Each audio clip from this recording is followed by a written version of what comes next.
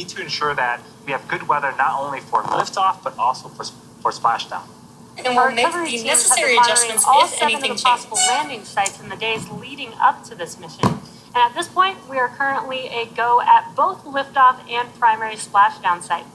The teams will continue to monitor weather throughout the countdown and will make the necessary adjustments if anything changes.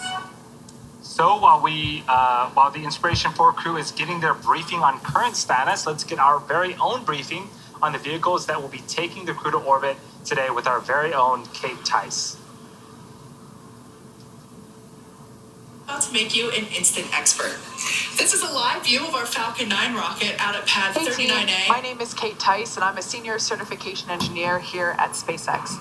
Now, some of you are very familiar with the vehicles on the launch pad today, but for those of you who aren't, no worries, I'm about to make you an instant expert. This is a live view of our Falcon 9 rocket out at pad 39A, and it has a Dragon spacecraft on top, known as Crew Dragon. Together, they stand about 229 feet tall, or slightly taller than a 21-story building. Falcon 9 is a reusable two-stage rocket, which means it's kind of like two rockets in one. The first stage and the second stage. The first stage is the bottom two-thirds of the rocket. You might notice it's a little different in color than the second stage. That's actually soot that remains from the previous two missions that this booster supported. The first stage is responsible for accelerating Falcon and Dragon through the Earth's atmosphere and into space. To do that, it has 9 Merlin engines at the bottom of the rocket, which we can't really see here. Prior to liftoff, the Falcon 9 first stage is loaded up with nearly 1 million pounds of fuel and liquid oxygen. At liftoff, those Merlin engines will use that fuel and liquid oxygen to provide the Falcon 9 first stage with a thrust greater than 5 747 airplanes at full power, consuming 700 gallons of fuel per second. The first stage is what accelerates the vehicle through the Earth's atmosphere and into space, and then about 2.5 minutes into flight, it will separate away from the second stage. From there, the first stage will do what no other orbital class rocket in the world can do. It's going to make its way back to Earth and target a landing on our drone ship named Just Read the Instructions. That drone ship is currently parked and holding a position a couple hundred miles off the Atlantic coast of Florida. Our drone ships are essentially autonomous powered spaceports that allow our first stage rocket to land over the ocean. Now, for reference, our drone ships are equivalent to the size of a football field. So while they might look smaller on your screen, they're pretty gigantic in real life. Like I mentioned already, this is a two-stage rocket, and above the first stage is the second stage. The second stage has a single Merlin vacuum or MVAC engine, and that will ignite after the first stage separates. At full power, the Merlin vacuum engine operates with the greatest efficiency ever for an American-made hydrocarbon rocket engine. The second stage is essentially a smaller version of the first stage, and whereas the first stage is designed to power the vehicle out of the Earth's atmosphere and defy the forces of gravity, the second stage is specifically designed to operate in the vacuum of space. The second stage powers the Dragon spacecraft to its targeted drop-off orbit. Now let's talk about Crew Dragon. It's capable of carrying up to 7 passengers to and from Earth orbit and beyond. But for today's mission, it's carrying the 4 members of the Inspiration 4 crew. It's the first private spacecraft to take humans to the International Space Station and the only spacecraft currently flying that's capable of returning significant amounts of cargo to Earth. Like the Falcon 9 first stage, the Dragon spacecraft is also reusable. In fact, the Dragon that the Inspiration 4 crew is flying in today, which you see right there, that was first used to fly NASA astronauts to and from the space station on the Crew 1 mission that launched back in November 2020. However, for the Inspiration 4 mission, this capsule has one notable change, a new cupola observation dome that has replaced the docking mechanism. Oh, you see that there on your screen now. It has replaced the docking mechanism previously used to autonomously dock with the space station. We're going to talk a little bit more about that cupola later on in the broadcast, but right now, let's take a minute to look at the Inspiration 4 mission profile. Thank you, Kate. It's always cool to learn more about the rocket, and I am so excited about the Dragon cupola. Let's talk a little bit about the mission profile. So a couple of things that are different today, since we're not going to be going to the International Space Station. The team will be spending 3 days in orbit, but they're also going to be flying higher than any other human has flown before since the Apollo missions. Yeah, they are going to an orbit of 575 kilometers. And just for some perspective, the International Space Station flies at about 400 to 425 kilometers, and the Hubble telescope at 547 kilometers. And you can see that on the graphic on your screen, how much further out from Earth Dragon and the Inspiration 4 crew will be flying. Yeah, to get into this orbit, after Dragon separates from the second stage, it has 2 burns spaced about 45 minutes apart. The first burn will raise the altitude of the orbit, and the second burn will circularize it to that 575 kilometer orbit. And this is one of my favorite parts about this, because they will be orbiting and flying so quickly. They'll be orbiting the Earth about 15 times a day. And what they'll get to see is about 15 sunrises and 15 sunsets, which is pretty incredible. And just a note, the International Space Station actually sees 16 orbits a day because they're a little bit closer to Earth. So being a little further out away from Earth, they actually take a little bit longer to make it around the Earth. Yeah, in order to orbit the Earth, you have to be traveling at very, very high velocities. The Dragon will be going upwards of 17,500 miles an hour. So that is very, very quick. And like Jesse mentioned, it is super cool that they're going to almost see the best parts of the day on fast forward, right? 15 sunsets and sunrises every single day. Right, that's going to be a pretty incredible view for the crew. And there you can see Mission Control there at the Cape. Firing Room 4.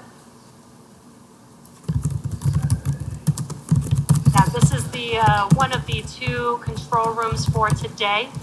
This is Launch Control in Firing Room 4 at Cape Canaveral. Now this control room is responsible for monitoring Falcon 9 throughout the countdown up until launch. And then second, we have Mission Control here at SpaceX headquarters in Hawthorne, California. The team in Mission Control takes over at liftoff and is responsible for close monitoring of the crew and Dragon every step of the way as the spacecraft orbits the planet along this customized flight path. Now on console or headset are a number of key positions who are monitoring the health of the vehicle and the crew. The mission director, responsible for mission success, is in charge of the room. Person you hear talking to the astronauts is the Crew Operations and Resource Engineer, or CORE. There she is on screen. That's Sarah Gillis. If you've watched the docuseries, we've gotten to know Sarah quite a bit. The other positions are focused on things like navigation and control of the vehicle, avionics, software, propulsion, life support systems, and communications with ground segments. Different members of the SpaceX team will rotate through these positions throughout the mission to ensure 24/7 coverage of the crew and Dragon through splashdown a few days from now. Now that, my friends, is a brief overview of the missions and profile for the world's first all-civilian mission to orbit. With that, let's get the latest on the weather and vehicle status from lifelong rocket engineer and Reddit fan favorite, John Innsbrucker. John, how are we doing? Thanks, Andy. I'm John Innsbrucker, Falcon 9 Principal Integration Engineer here at SpaceX. We're currently just over T-minus 3 hours, 39 minutes to go. A short time ago, at T-minus 3 hours, 45 minutes, the crew received their weather briefing. The good news is the weather around the world is looking good for a launch opportunity tonight. We have a 10% probability of violating weather constraints, which is like a 90% chance of good weather. We're going to be watching the ground level winds. We're going to be looking for anvil clouds, possible pop-up thunderstorms. But right now, 10% probability violation in Florida late in the summer. That's really a nice low number. So things are looking good both there and also at contingency landing sites around the world. Plus, we also have to look ahead 3 days to when the crew is going to land to make sure that the weather conditions at a landing site there will also be good. Good news right now, weather looks good tonight and for the next few days. Now currently on the launch pad, Falcon 9 is powered up. We performed engine checkouts between T-minus 8 hours and T-minus 5 hours. You see Falcon 9 there with the crew access arm up around Dragon. Gas storage tank pressurization was also performed on the first and second stages. Now, our next major activity is going to come about as we reach the T-minus 2-hour mark, and Falcon begins final checks for launch. That'll include communication checks with the crew, and then propellant loading will begin at T-minus 35 minutes as usual for a Falcon countdown. Now, on top of the Falcon 9, just in front of the crew access arm you see there is the Dragon spacecraft. It's a quiet time for the Dragon capsule and the mission team, but it is starting to pick up. Now, the launch pad is currently cleared of all personnel, except we did clear in about 20 minutes ago the advance team to head on up to the White Room, and they'll be supporting the arrival and ingress of the crew, getting the capsule ready, making sure the cabin speaker is set up, things like that. So they were cleared, they're headed up, we're waiting to hear that they are now in the tower and making their way to the White Room. We ought to hopefully get a view here shortly, and they'll begin preparation of the arrival of Inspiration 4 crew. Now, as a reminder, today's launch of Dragon does not go to the International Space Station. So that means we're going to get a launch window that is just over 5 hours long instead of the usual 1 second window we have for ISS launches. Now, when we fly to the space station, we have to launch in synchronization to when the space station orbit passes overhead. And for maximum performance, we target a specific 1 second period of time for launch. Now, the Inspiration 4 crew doesn't have that constraint, so that gives us a larger window that provides margin if the weather, for example, caused a delay this evening, or if we have issues that require more time to resolve on Dragon, on Falcon, and the ground systems. But once we do start propellant loading at T-minus 35 minutes, that will commit us to launching. We won't be able to try to stop and reload propellant and launch later in the evening. But the good news right now, coming up at T-minus 3 hours and 35 minutes, everything is go for launch. Thank you, John. Now, you've been a rocket engineer pretty much your entire life and spent about 30 years with the Air Force. So you're pretty familiar with the launch countdown. For the viewers that may be watching for the very first time, can you explain a little bit about what the purpose of the countdown is? I used the word synchronization a minute ago, Jesse. The countdown is our framework that the launch team uses to make sure that all the final checks are being made in the right order to ensure a safe flight. And so we have to get ready for launch. That means rocket computers, ground computers, people who are on the network, they all prepare the rocket and the spacecraft. The countdown is that structure that synchronizes these teams to make sure that we do things in the right order. So one example that you're going to see later on is the propellant and launch readiness poll. We do that before we load the propellant onto the vehicle. Now, it seems kind of obvious, but the countdown manual says do the poll first, and then you can move into loading propellant. There are many what they call interlocks in the procedure. It says make sure you do this step before you do this one, because that's the safest way to count the rocket down and prepare the Falcon 9 and the Dragon for spaceflight.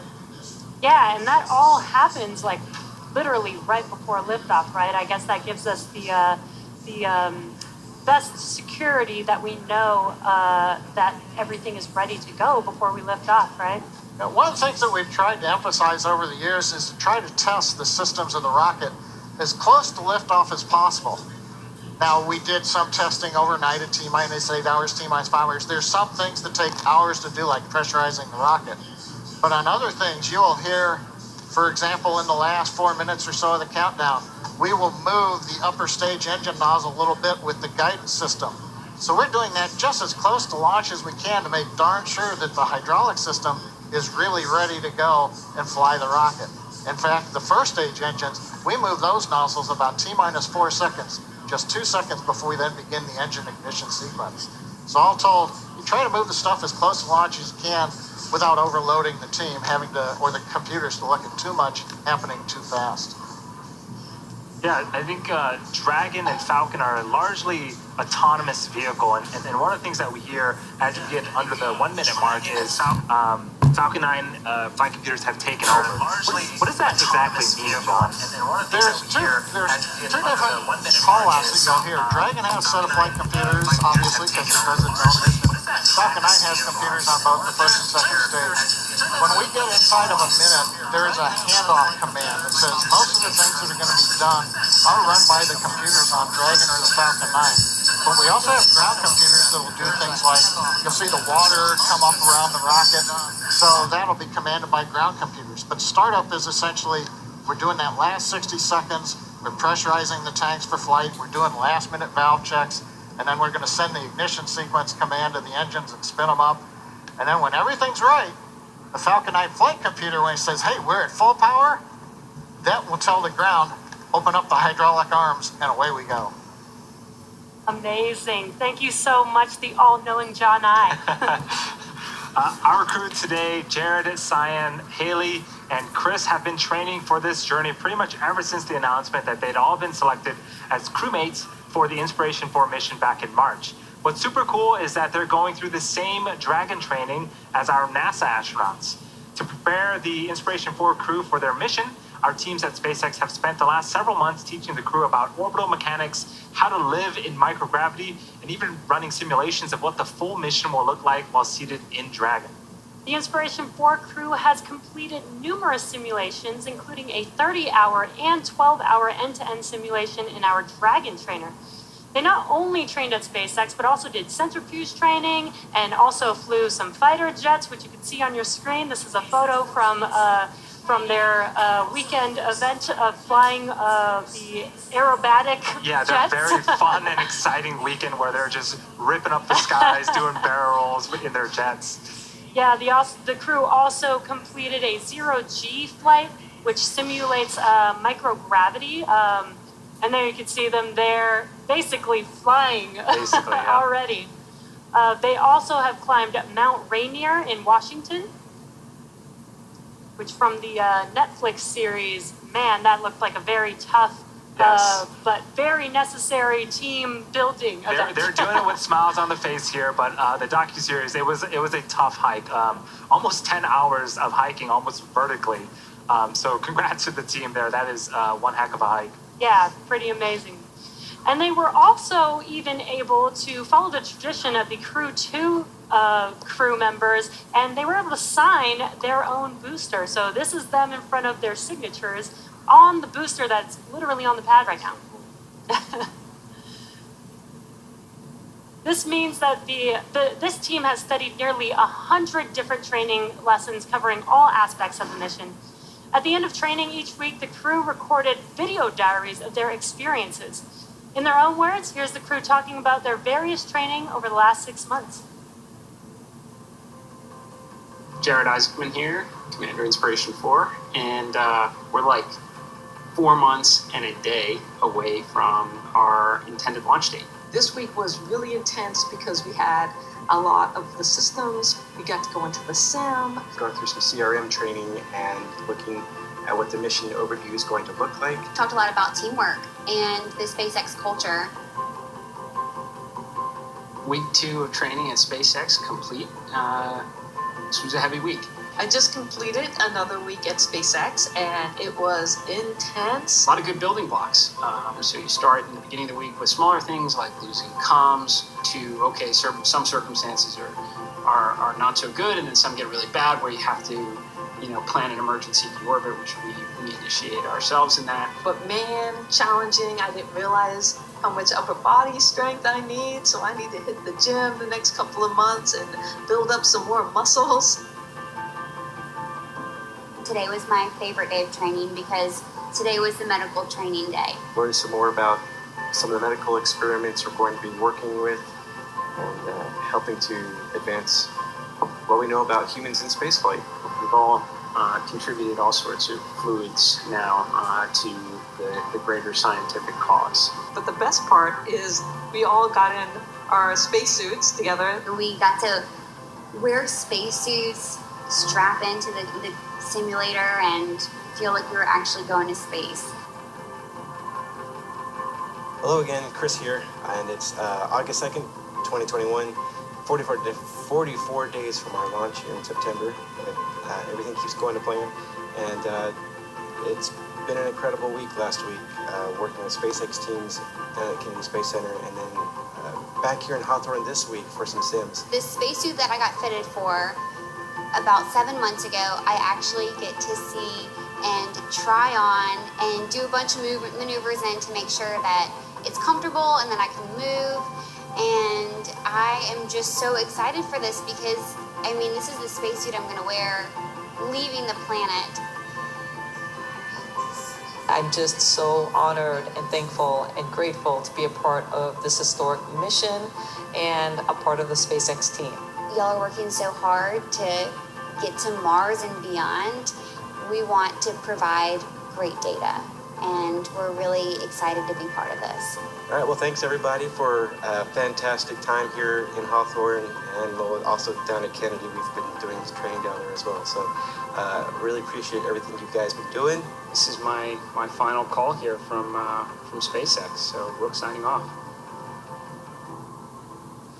So cool seeing those personal vlogs. Now, as part of their extensive training over the last 6 months, the crew also got extensive amount of training on a bunch of science. Specifically, the crew learned how to conduct a wide variety of science experiments on themselves and each other, all of which help inform both of which help inform how humans best live in space. These experiments were designed by the Translational Research Institute for Space Health, also known as TRISH. Joining us now from Cape Canaveral is Jimmy Wu, a senior biomedical engineer with TRISH. Hey, Jimmy. Hey, Kate. Thanks so much for joining us. Can you tell us a little bit about what a senior biomedical engineer does? Yeah, sure. My role really is to look at the cutting edge of research and technology that keeps humans healthy on Earth, and then work with those researchers and those engineers to see how we can apply it into space, how we can implement it so that we can keep humans healthy in space. And then really the ultimate benefit is to be able to return those improvements back to Earth so that it can help humanity. Sounds like a pretty important job. In layman's terms, what is TRISH and why is it important to us? Yeah, so TRISH has a partnership with NASA's Human Research Program, and so I kind of want to use an analogy of what SpaceX was to NASA when SpaceX came on board, about a decade ago, and NASA asked SpaceX, "Hey, can you make rocket launches cheaper and more accessible to everyone?"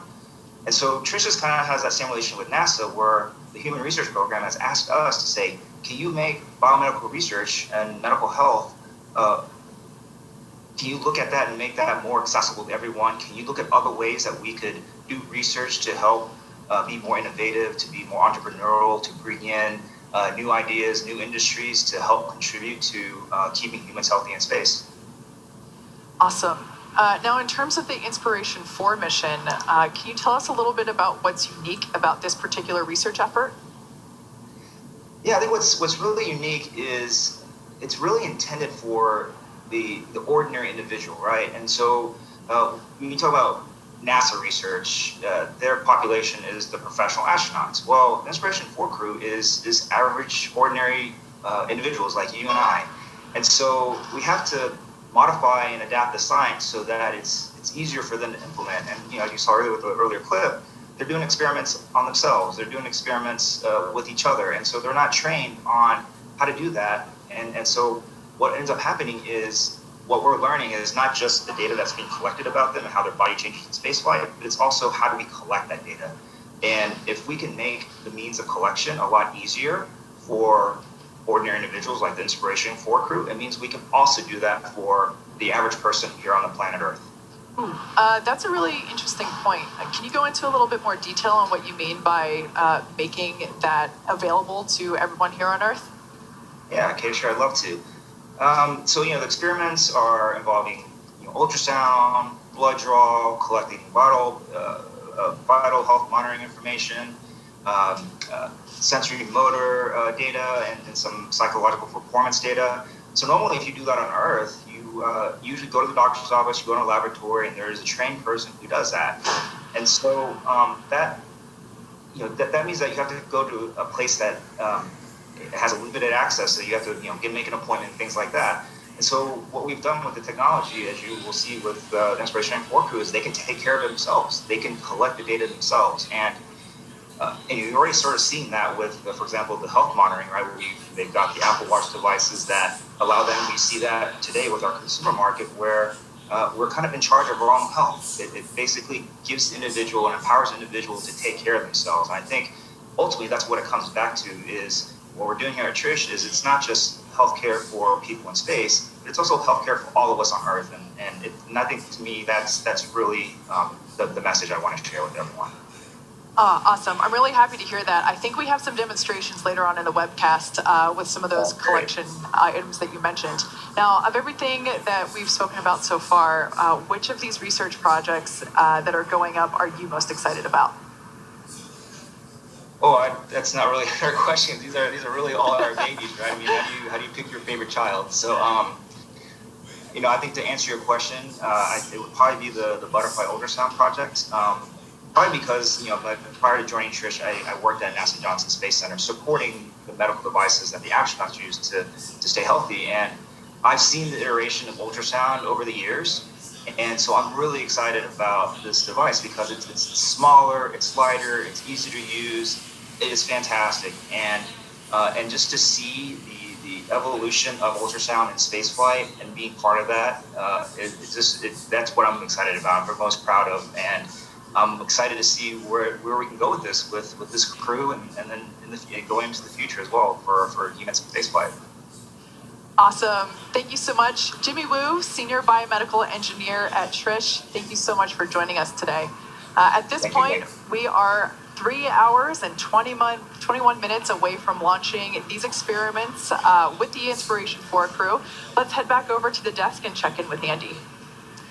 Jimmy, Kate, thank you so much. In addition to all of the awesome science going up on today's mission, the Inspiration 4 team is also using this mission to bring awareness and help fundraise for St. Jude Children's Research Hospital. In 1962, the same year an American orbited the Earth for the first time, St. Jude Children's Hospital opened up in Memphis, Tennessee, committed to finding cures for kids with cancer and other life-threatening diseases, regardless of their race, ethnicity, beliefs, or family's ability to pay. Treatments invented at St. Jude's help push the overall childhood cancer survival rate from 20% to more than 80% in the United States. However, in many developing countries, fewer than 1 in 5 children diagnosed with cancer will survive. St. Jude has a bold mission to change that.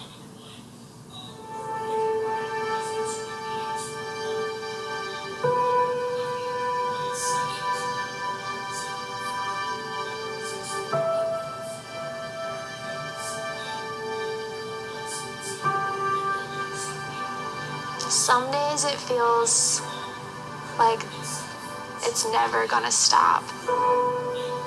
It's kind of a mental war. Sometimes you just feel like it's not gonna get any better. Lo primero que le pregunté a mi papá fue, papi, yo me voy a morir. When you go through suffering, you learn a lot about yourself. Good stuff comes out of every bad situation. Dark circles all around my eyes. I was just out of it. In one moment, those 3 words, you have cancer, and my whole life changed. Without cancer, who am I? I feel like I could do anything. I could go to college, be a nurse, be a doctor, anything. I'm a straight A student, focusing on getting my bachelor's degree in journalism. I'm just doing it one step at a time. I would like to go in the filming industry. It's kind of always been something awesome to me, but it's going to take some work. While I was going through chemo, I learned how to read greens. I chipped and putted, I worked on sand shots, stuff that I would need to know. The best score I've had is an 86, but I really want to get down to 85 or less. I've been working at it, and I think that that's achievable now. I'm not the same person I was when I first went into this. I'm a better human being and individual because I went through St. Jude. It wasn't like a hospital, it was like a fun-loving community, a family.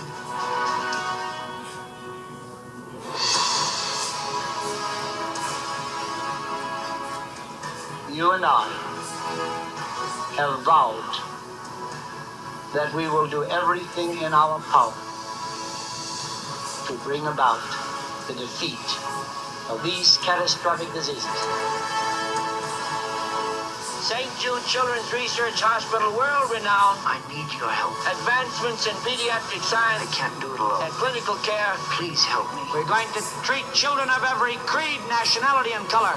And by the grace of God, it shall be done.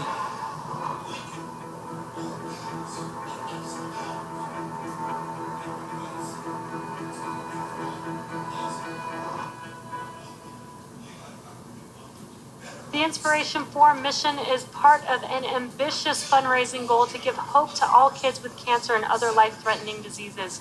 The goal is to raise $200 million for St. Jude. Jared committed $100 million of his own money, and the team raised almost $30 million so far, but we still got a ways to go. If you're watching on the SpaceX YouTube channel, you'll notice that there's a donation button where you can make your own contribution.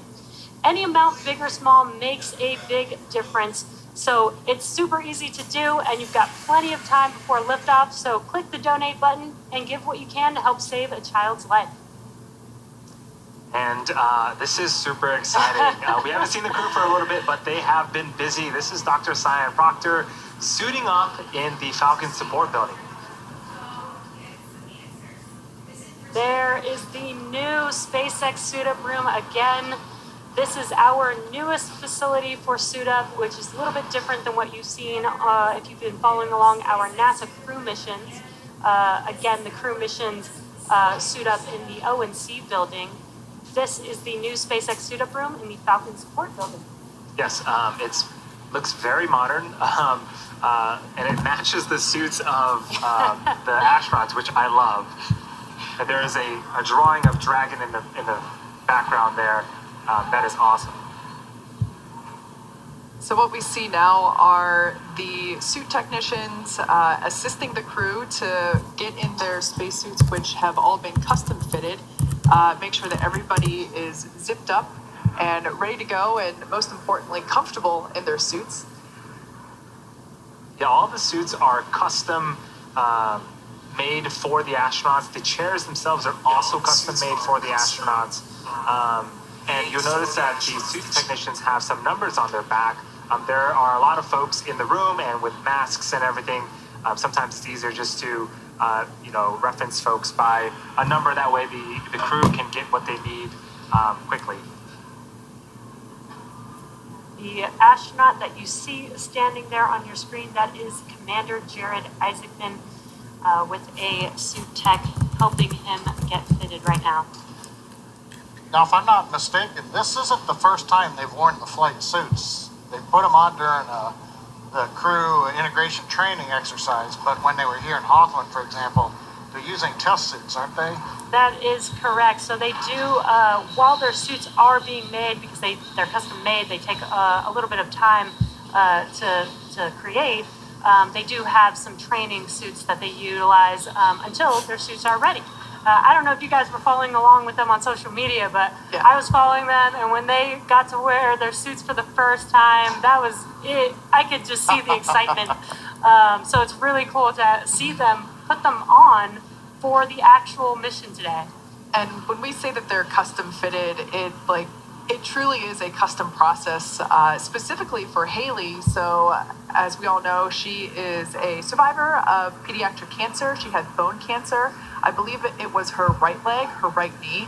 And when she was getting fitted up for the spacesuits, one knee was actually slightly larger than the other. And that was taken into account because, again, we want everybody to be comfortable. We want these suits to fit appropriately because that's part of the safety factor as well. So, yeah, this customization that we go through, so there's really no opportunity for anybody to switch spacesuits. That's not an option. But specifically for Haley, this was a very important feature of our spacesuits because ultimately it allowed her to have a spacesuit that will keep her safe. Exactly, and these suits are utilized for safety. In the unlikely event of a depressurization inside of the cabin, the suit provides nitrox and keeps them cool and provides them some oxygen. So it is very, very important that these suits fit them well so that they don't damage them. And again, these suits are basically like an extension or like a spacecraft in itself. Right? Exactly. On the other hand, if you remember like the old, when the Apollo astronauts would walk out of the O&C building, You know, they look very bulky, giant helmets, look like lots and lots of layer spacesuit. They're going either outside of the Apollo module, they'll be exposed to vacuum, they're going to be going onto the moon, doing the EVA. So that's a case where they really had to have big, bulky suits to protect them outside.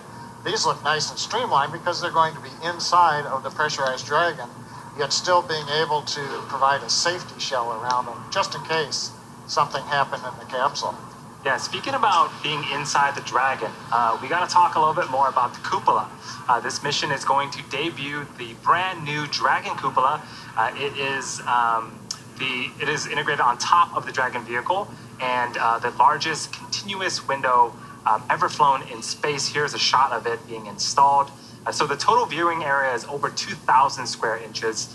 And again, it's the largest window ever sent to space by a factor of 2.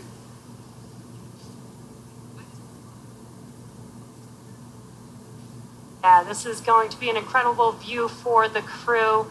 I think they even mentioned that a couple people can fit inside of the cupola at one time.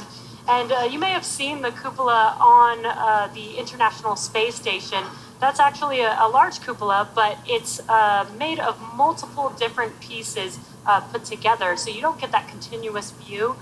This cupola will actually allow them to get that full continuous view. And since, as John mentioned, they won't be going exterior to the Dragon, it'll almost kind of give that feel. So on screen right now, this is some testing that we've done with the cupola, sending it through extreme temperatures, and you can see some rods pushing in on the scratch layer of the cupola window to make sure that, again, it is first and foremost safe for the astronauts and does what it needs to do while in space. Yeah, it's pretty incredible. Very excited to see that. And we've got an inside look into the SpaceX suit-up room once again, and we have the full crew there, and that is Haley Arsenault on your screen. She is the medical officer on this mission for today. Chris, I think he's thinking he has a lightsaber in his hand. They're having a blast. Next, right behind Haley is Dr. Cyan Proctor, and talking to her is Chris Imboski. Again, Dr. Cyan Proctor is the pilot for the mission, and Chris Imboski is the mission specialist. Once again, this is the SpaceX suit-up room located in what you hear is referred to as FSB, or Falcon Support Building, which is a building located just outside of the perimeter of Pad 39A. This is our new suit-up room, and while it might look like you're watching a black and white movie, it is in full color there. We can see that everything is, like we mentioned before, super streamlined, super clean, and wow, those spacesuits really stand out. They look so great.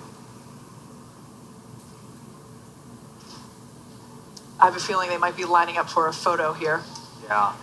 I also like, we've got the display in the room so they can see the Dragon capsule they're going to be headed to shortly. Crew access arm in position while the advanced team begins working to get the capsule ready for them. And there they are. Looks like they're finally all suited, maybe getting ready potentially for some photos here.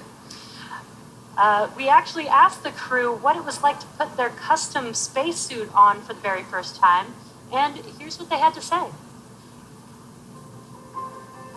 I was so excited and so smiley when I got to put on my actual spacesuit, because I'd gone through several fittings over the last couple of months, and when I first saw my spacesuit, I just couldn't believe that is what I was going to wear on the way to space. The idea of having a spacesuit with my name on it and designed specifically for me was, I mean, it was the most amazing, fantastical thing. Feeling-wise, it felt very much just like a training suit. So training, consistency in training versus how we're going to fly, spot on. Since it's custom made for you, it's a little bit tighter, a little more snug. It's got a nicer look and feel to it, very clean. I wish I got to keep it because I would be wearing that thing all the time. It's awesome. It fits perfectly. They did an amazing job. I love it. The overwhelming part of it, though, is that knowing that my name is on one side, Inspiration 4 patches on the other, and this is what I'll be wearing when I go to space, and that is awesome. Just an honor to wear it, and really, it's really very special. It's beautiful. It's sleek. Putting it on, I felt like a real astronaut and really excited. It's just another one of those things that makes all of this more real.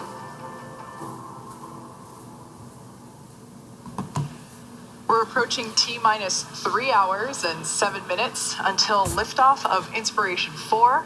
If you've just joined us recently, this is the first all-civilian orbital mission, and we have 4 individuals traveling on Crew Dragon to space today. They are suited up, and we are anticipating them to walk out of the Falcon support building, hop in those Teslas that you see there on your screen, and make their final transport to Pad 39A.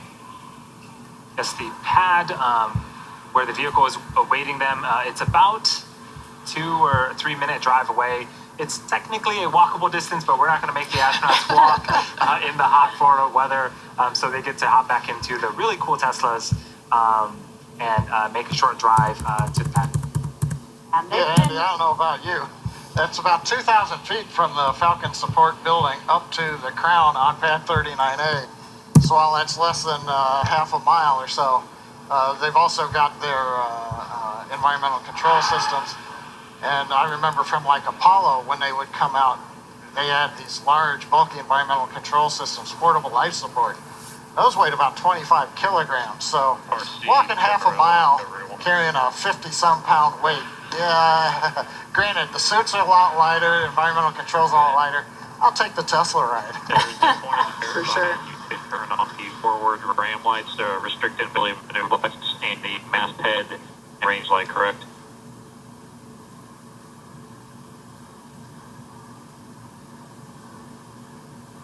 Pausing for some comms. Sorry, can you come back with that one more time?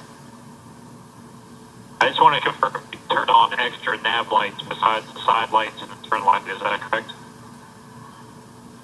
Hey, yeah, we ran an auto sequence a few minutes ago to basically turn on the nav lights associated with being on DP.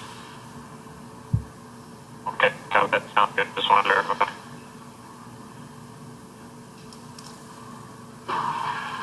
Just listening into some comms there, and the Inspiration 4 crew is getting ready to exit the SpaceX suit-up room, get into their Teslas just a few minutes from now, and then make their way to the launch pad.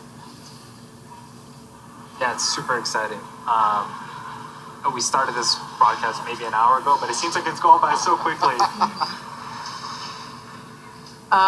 As we mentioned before, the crew is completely suited up at this point. They're going to be walking out to the Teslas, which there we can see an aerial view of the Falcon support building. Again, this is about 2,000 feet away from the launch pad itself, but we're going to allow them to drive, save some sweat. They have a more important job to do here in just a little over 3 hours. And these Teslas are actually designed and custom made for the spacesuits. Actually, they can hook up their umbilicals to the Teslas, and there is the Inspiration 4 crew walking out of the SpaceX suit-up room, looking very excited. Fist bumps going around. And their suit tech crew is also going along with them. Looks like they're taking some final photos before they hop back into those Teslas. So this is the first time that the crew has stepped outside today in their flight suits. They're now entering the Teslas. Love this new shot that we have for this launch. We are inside the Teslas there with the crew. And we've been told that they have a playlist. We unfortunately can't hear it for ourselves. But hopefully we'll be able to see them, singing along. I would love some space car karaoke. Hey, you never know. We might be able to see that on the camera there. And this looks like Jared Isaacman, the commander for Inspiration 4, with Chris Simbrowski, again, hooking up their umbilical ports to the Teslas. That'll keep them cool for this short ride to the launch pad. Yeah, so the stuff that's going to be pumped through those umbilicals, while the umbilicals are used for communications, while actually in Dragon right now, those are being utilized to pump nitrox, which is basically the same air that you would breathe if you were scuba diving. It's that same nitrogen oxygen mixture, and we are pumping it through the spacesuits to make sure that they all stay cool and comfortable while they are in their suits. Yeah, the suits are super complex, and you can consider them sort of a spacecraft of their own. They actually will regulate and monitor the temperature inside the spacesuits, and if it gets a little too warm, they'll start flowing that nitrox in to keep the astronauts nice and cool and comfortable. So we see 2 Teslas parked there, and one of them will have Cyan and Haley, and the other will have Jared and Chris. And both of those crews in there, we can see the Falcon wing doors closing. Go ahead.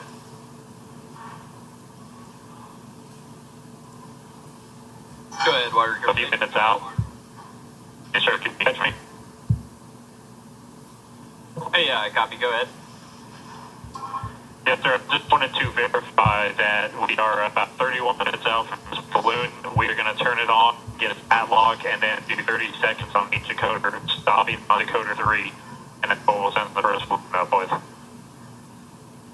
Affirm. That sounds good. Okay, copy that. Thank you. I'm also having the board.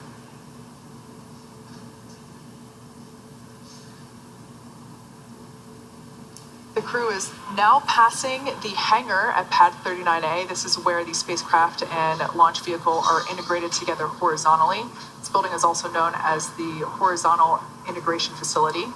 And they are now passing the gates at Pad 39A. This is the safety perimeter at the pad. And you can see how close that launch pad is to the Falcon Support Building. That was just a very, very short drive. You got some great weather in Florida. The crew is making their way uphill, and towards the crest of that hill is Falcon 9 and Dragon awaiting them. This is a great drone shot of the facility and launch pad. Now, while we have this great view, I want to take a second to talk a little bit about the history, because this is hollowed ground that we're approaching here. Pad 39A is the launch pad where NASA sent the first humans to the moon. This is where Apollo 11 launched from, and as well as the first ever Saturn V rocket launched from there. This is also a launch pad where the last Apollo mission launched from, Apollo 17. It was after the Apollo program ended, it was then refurbished for the space shuttle program, and the majority of space shuttle missions departed Earth from this launch pad, including the final space shuttle mission, Atlantis STS-135, in 2011. In 2014, SpaceX signed the lease agreement with NASA for this launch pad, and we then began to make safety and functional upgrades. So what you see there is the base of what used to be the fixed service structure from the shuttle days. So everybody might recall that iconic pad from the shuttle days, near and dear to my heart personally. And we did have to remove the rotating service structure portion of the pad for safety, and also it was just unnecessary for Falcon 9. But the bones of the fixed service structure are still there. What we see here is a view of the elevator shaft, and this is the same elevator shaft used these astronauts getting their first look at Falcon 9 on launch day. There it is. The famous lean back. Must be breathtaking for them. You can almost see the size of how, we're close up on the crew right now, but how far they have to lean back to look at the top of the vehicle. It's a shame they don't wander over and look at the business end of the Falcon 9. Kate, you're talking about the history of the pad. They built what's essentially a giant concrete structure on the Florida land back in the early 60s. And you've got about a 5% grade that we saw them drive uphill to get up to the crown there. But if you go over to where the Falcon 9 is, centered up above the flame bucket, that's about a 13-meter drop down to the bottom of the fire brick. So, that gives you an idea of what it takes to channel the nearly 2 million pounds of thrust. I just want to point out, looked like we had a team lean back there. I don't think we've seen that yet. And this crew grew so close to each other. And if you haven't seen the Netflix documentary Countdown Inspiration 4 Mission to Space, you can really see how they grew as a team and a family, and you can even see it here on the screen. For sure. Something that I really appreciated, I forget who pointed it out, but it was one of these four, noted that each of them are in a different decade in their life. Yeah. So Haley is 29, Chris Zambrowski is 41, Dr. Proctor is 51, and Jared Isaacman is 38. So they're all in a different decade in their life, and this mission has brought them together, and the camaraderie is evident pretty much every step they take. And it looks like Dr. Cyan Proctor and Haley Arsenault are the first to enter one of the elevators, waving. Just kidding. That's happened to everyone. So they're going to take this elevator up to the 255-foot level. And so this elevator shaft is not marked by floor levels, but rather foot levels. So they're literally riding up to 250 feet above ground. The exit of those elevators are there. And they will exit the elevators and then climb up a small set of stairs to the level above, which is where the crew access arm. And the reason for this is that Falcon 9 crew loading is a little bit higher than where the shuttle crew loading occurred. So the 255-foot level is where shuttle crew, and there they are. Dr. That's a Cyan fast Proctor. elevator. It really is. I've been in it a few times. You leave your stomach on the ground when it takes off. Yes, so Kate, you were mentioning some of sort of the guts, so to speak, are the same. The elevator is the same, minus some maintenance and the maintenance. And so there's a phone at the fixed surface structure as well. That is also the same phone that astronauts in the Apollo days would use to make their final phone call before boarding the vehicle. Of course. And the webcasts back in the Apollo days were a little different than the webcasts now. And so it was a true surprise to the families when the Apollo crews would call home and say hello before hopping in their spaceship. Now it's less of a secret. But yeah, Andy, you're right. That's still the same phone. So what we see here is the crew kind of hanging out there on this level. And again, as I've mentioned throughout this, every step of this process is written into the procedure. So they actually put in time to make sure that they have time to call a family member or friend. Absolutely. So it looks like Chris and Jared have now gotten into the second elevator and are now making their way up to the 255-foot level.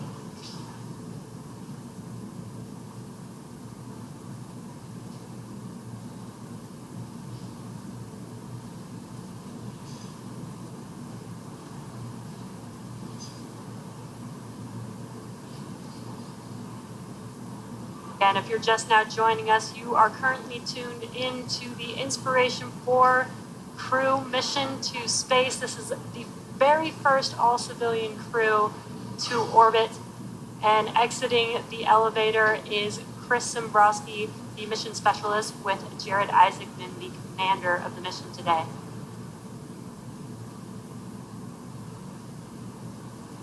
We mentioned a little bit about the closeout technicians and suit technicians. Again, they are there to support the astronauts, ingress, get buckled in.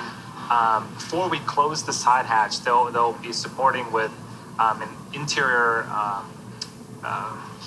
foreign object debris checkout, and then also assist with the side hatch close.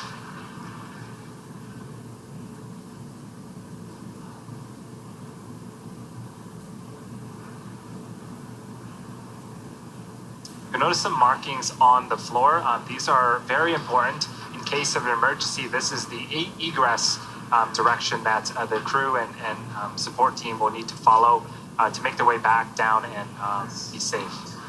Yeah, these arrows actually point to what are basically slide wire emergency exits. So it's what it sounds like. It's a basket on a slide wire.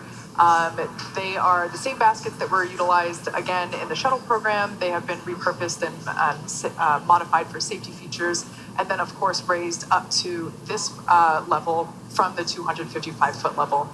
So only utilized in the case of an emergency. But we've been talking a lot about how the crew has been undergoing training since March, and actually egress training is part of it. So they are prepared for all nominal situations as well as off-nominal ones in the unlikely event of an emergency. And that's what those arrows are essentially pointing to, is the quickest path to safety.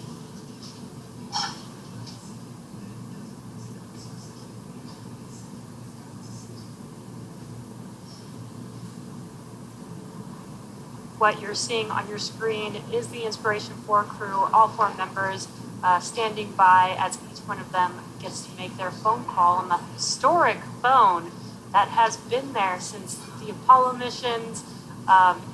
I think it even still has the same analog buttons on there, so no digital iPhones there.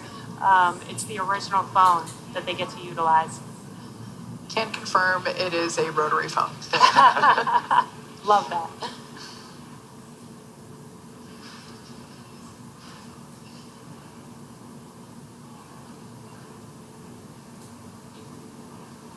Yeah, we are under the 3-hour mark now. The crew woke up about 4 hours ago, performed some medical checks. We saw them walk out of Hangar X, hopped into their Teslas, and made their way to the Falcon support building, where they donned the space suits that you see on screen right now.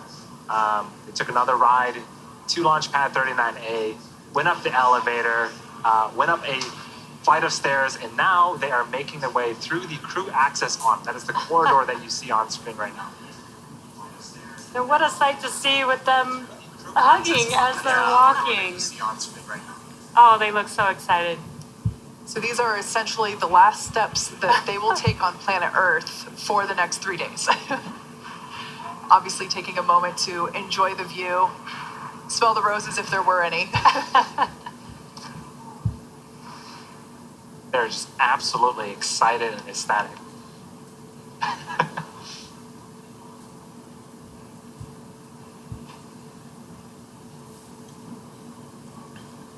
Their excitement is radiating. It's making me very excited. Yes, We're getting yes. very close. Again, just under 3 hours until liftoff. And some dancing. Haley's getting very excited again. She's going to be the youngest American in space and the first with a prosthetic. So what Haley has just entered into now is what we call the White Room, and it's an environmentally controlled room. It keeps out dust, dirt, humidity, bugs, of course, because it's Florida, and essentially keeps it environmentally stable for the crew. If you look just above Dr. Proctor's helmet there, you can see a seal. It's a black seal. And it basically seals in the room that gets installed and compressed against the capsule to maintain the cleanliness of the spacecraft. And here we can see one of my favorite traditions for SpaceX crewed flights. They are adding their signatures to the wall of the White Room.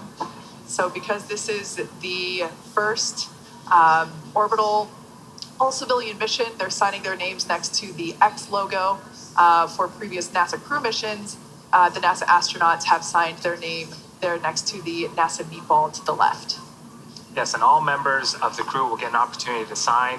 And if you are wondering, this is penciled into part of their procedures to grab the Sharpie and sign the wall. Yep, it's actually written in for the advanced team, which is the group of people that arrive to the pad prior to the crew, and they are the advanced team prepares the pad and everything in the White Room with all the tools necessary for closeout operations. And Sharpie is one of the tools listed in the procedure for the advanced team to ensure is there prior to the crew's arrival. And one final hug.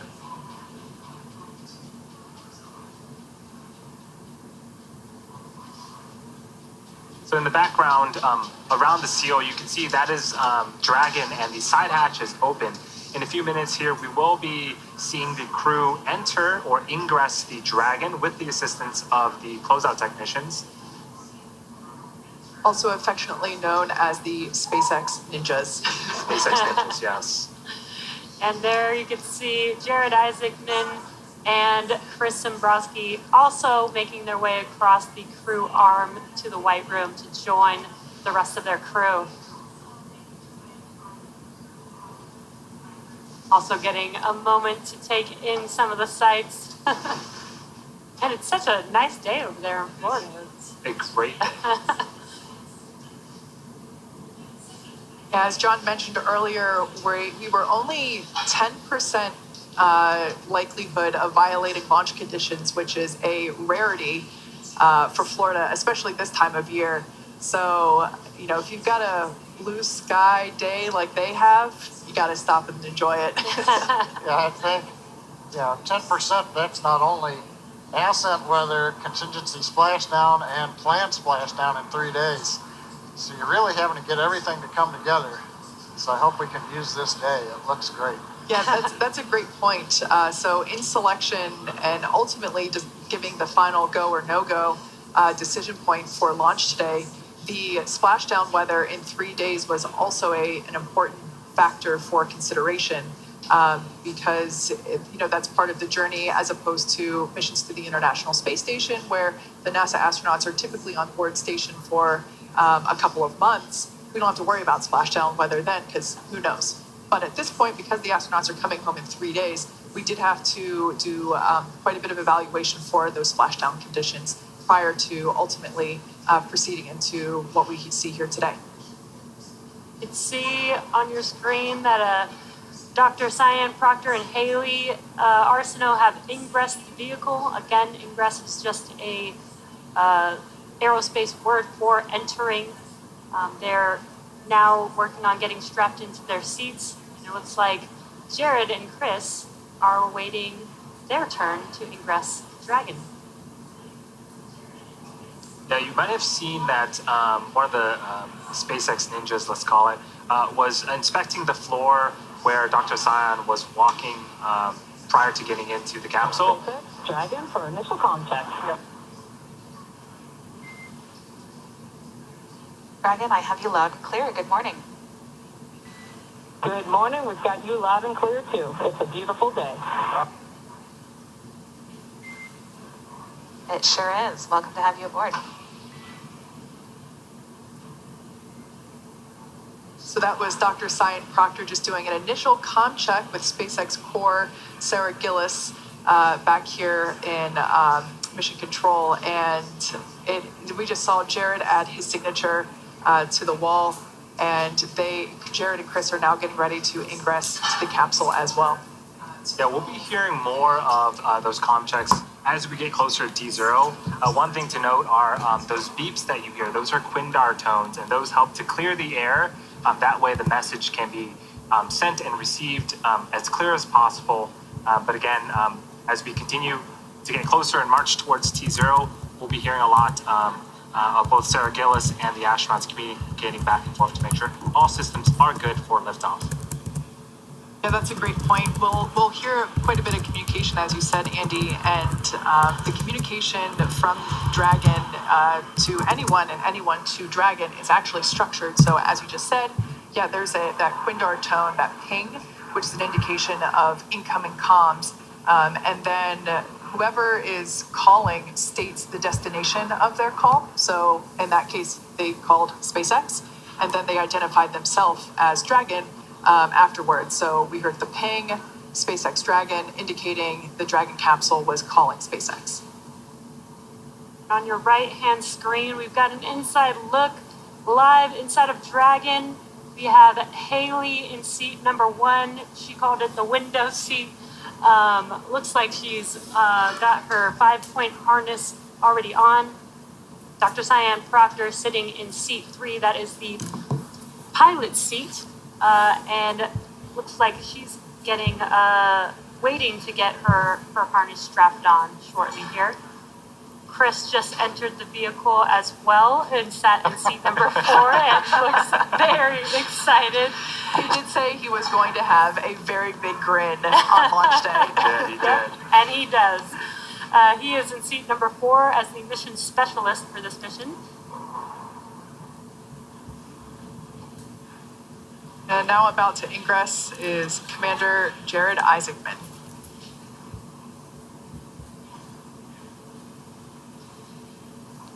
This is so exciting to finally see this crew getting into their seats. These are their customized seats inside of Dragon.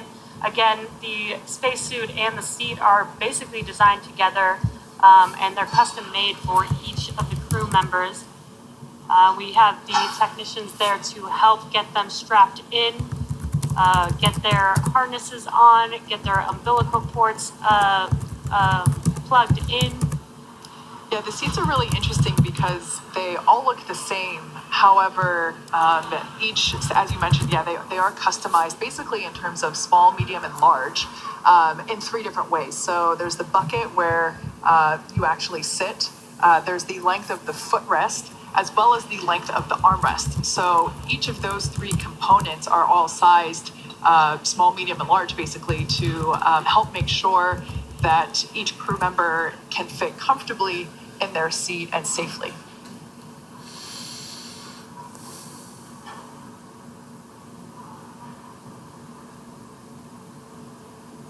This is a really cool view of the side hatch.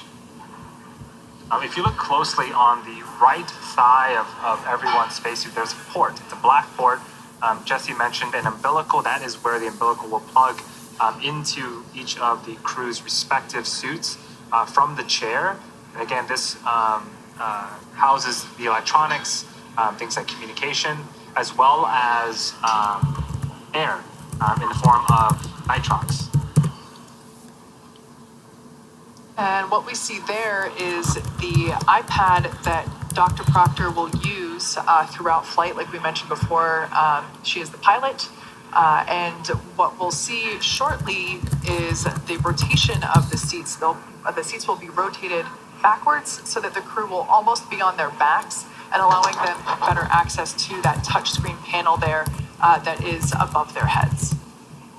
Yeah, I think when we do we've got the same camera angle we've seen before when we get seat rotation.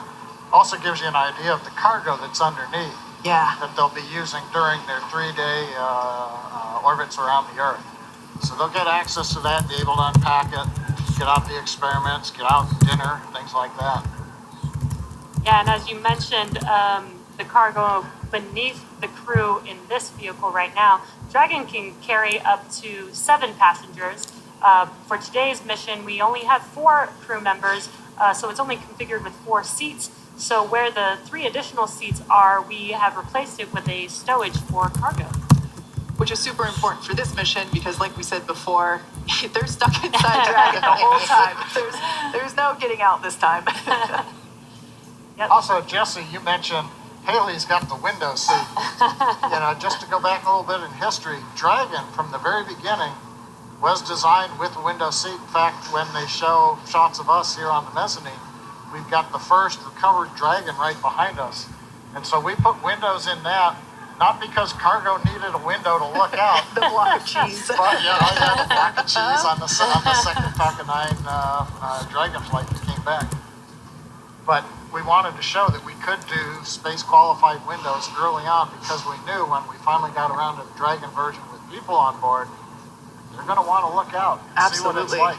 And honestly, if you've been following along with the NASA crew missions that have been going on up at the space station, my absolute favorite views that we've gotten over the last over a year now that we've been operational with NASA crew to the space station have been pictures of the astronauts that they have taken from inside Crew Dragon, looking through that window and seeing space beyond. Of course, this time, not only do they have the hatch windows, but they've got the cupola. The cupola. Yeah, I'm looking forward to, some of them, have got astronomy backgrounds, for example, what it'll be on the night side when they're in eclipse in the Earth's shadow, to where they really can see the stars. In the daylight, people always go, why can't you see stars? Well, the sun is so bright, and, any reflection off of anything just, ruins your vision. Absolutely. But yeah, every 45 minutes you get another sunset, you get into eclipse, and yeah, I'd want to be up in that cupola looking out,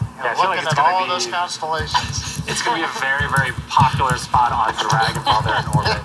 Prime real estate for sure. This is a really cool shot. So on the left-hand side of your screen is the Dragon capsule Resilience. And so that top conical portion, that is the capsule, and that is where the crew on the right-hand side of the screen is currently sitting. The bottom half of the Dragon vehicle is the trunk. There is a sort of a dark side and a lighter side. The dark side are solar panels, which will draw energy from the sun to keep Dragon powered throughout their mission. But this is super cool because you see the exterior, and then inside is the crew having a jolly old time with the closeout technicians.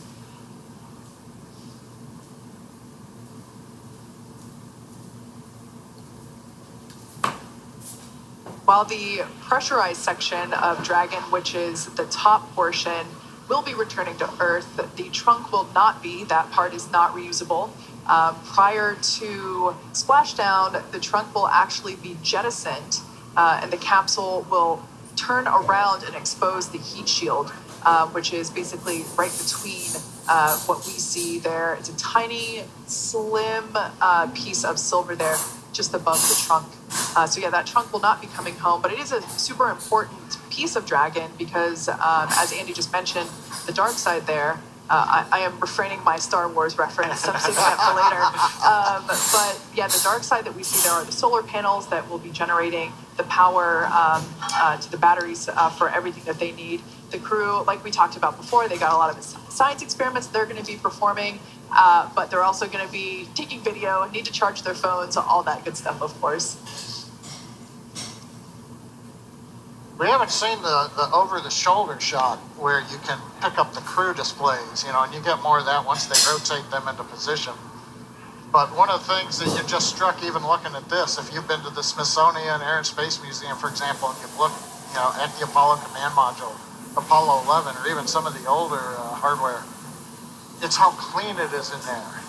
You look back, Apollo had, I think at last count, about 566 switches. Oh, wow. Yeah, mechanical switches, so you had to have the gloves, you had to be able to toggle them. And, we've seen a lot of stuff in history where somebody throws the right switch at the right time and the mission keeps going. But in this case, it's software touch display panels with very few switches, and so it gives a much cleaner looking vehicle. Looks like we got some team camaraderie happening yet again.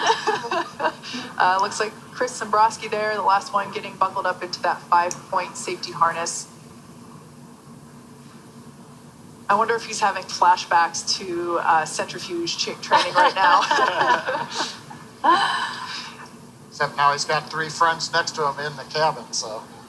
Yeah, actually, hopefully that'll make this trip a little easier for them to be right next to each other. So one other thing, I'm sorry to interrupt. I was just going to say there on the left, Dr. Cyan Proctor, the pilot for today's mission, and Commander Jared Isaacman on the right. One thing that also strikes me is when you watch some of the videos of the shuttle launches, the shuttle essentially had astronauts on multiple levels. So you have the commander and the pilot up at the very nose of the shuttle, with all of the switches, everything around them. So that means that the poor ninjas in those days had to climb up and, kind of step on everybody else's chair just to be able to pull the straps, make sure that the 2 folks at the top were tied in. Here you've got all 4 of them side by side, and at least for the ground crew, the SpaceX folks in the black outfits with the numbers, it's a lot easier. They're looking right at them, and it's not the crowded airplane flight, excuse me, while I drop my luggage on your head while I'm trying to get it lifted up. Yeah, that is an important thing to note. Every crew that has flown with Dragon, when they come back, we do get a lot of feedback, and we take that feedback seriously to try to upgrade the Dragon, and even small things like where to store personal items, where the food's located. We want to make sure that the flight with Dragon and Falcon 9 is as comfortable as possible, so reiterating the design is a core principle of Dragon design. Absolutely. And what better feedback is there than the people that have ridden firsthand in these seats? So what we just saw there were final checks, and basically everybody making sure that all their zippers are in the right place. We saw the closeout lead, other final fist bumps. We saw one of the closeout leads perform a quick swipe of the visor closure area on Chris and Cyan, just to make sure that there was no fog there in the seal in preparation for when they close the visors prior to liftoff.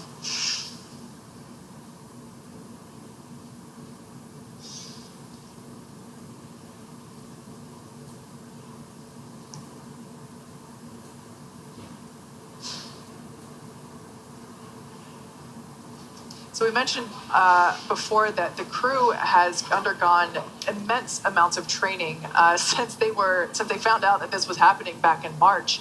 And I mentioned before the centrifuge training. They've also done a zero-G flight.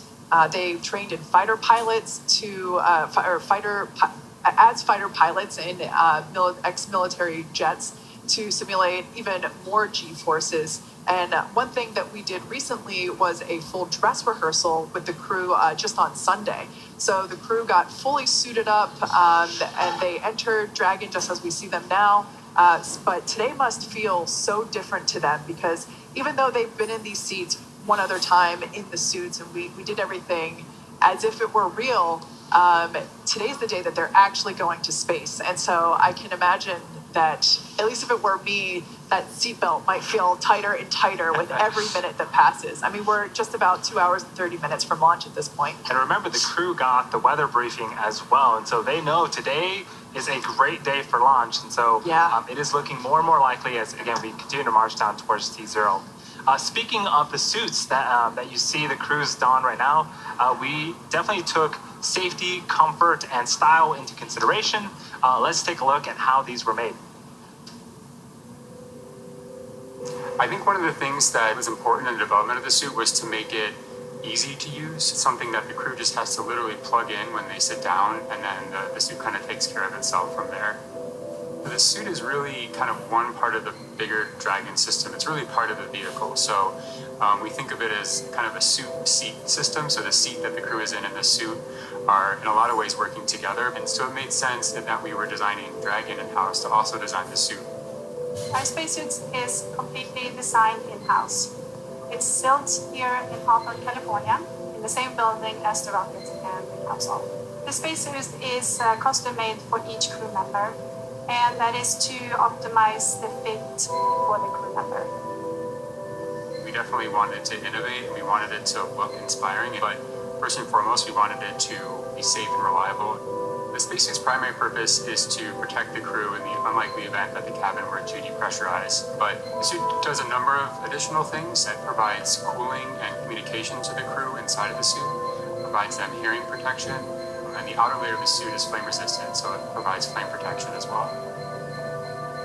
When the crew gets in the capsule, they get in their seats and they plug the suit into the umbilical that's attached to the seat. And the umbilical is providing everything that the suit needs, so it provides the avionics or electronics for communications. Good morning, Dragon. I have you loud and clear. How me? I just hear you loud and clear, sir.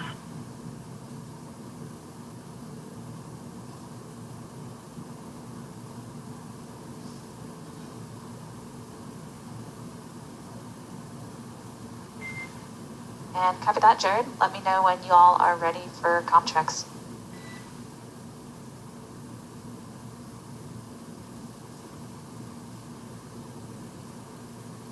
SpaceX Dragon, we're ready for our comm checks. Copy that. Stand by for umbilical comm check.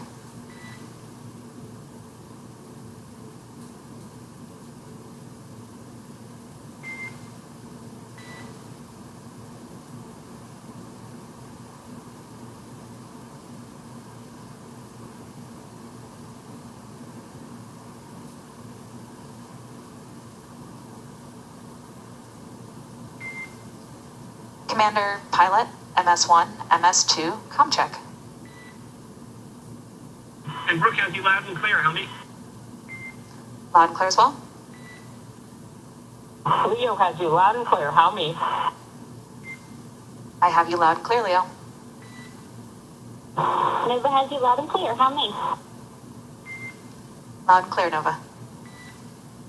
Hanks has you loud and clear, Sarah, how me? And Hanks, I have you loud and clear as well. Umbilical comm checks complete. Stand by for ground station comm checks.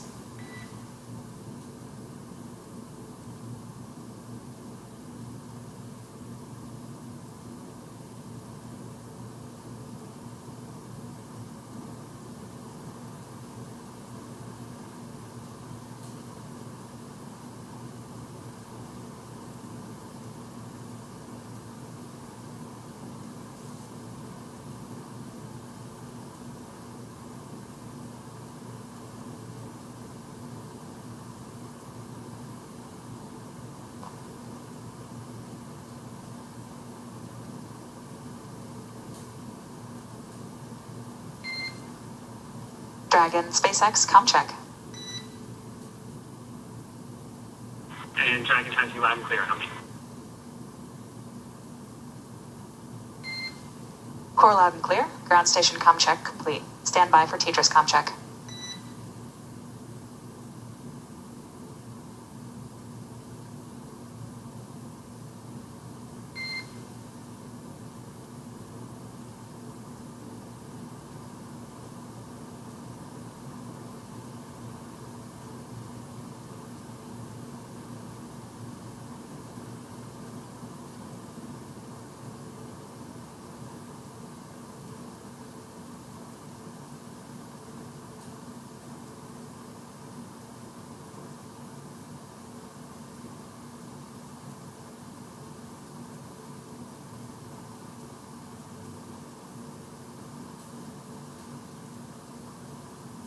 Dragon SpaceX ComCheck. And Dragon has you loud and clear. How many? Core loud and clear. Tetris ComCheck complete. Stand by for ComChecks with MD and LD in the launch configuration. Dragon, MD on countdown 1. ComCheck. Dragon has you loud and clear. MD, how many? MD loud and clear. Stand by for ComCheck over Dragon to ground. Dragon, MD on Dragon to ground. ComCheck.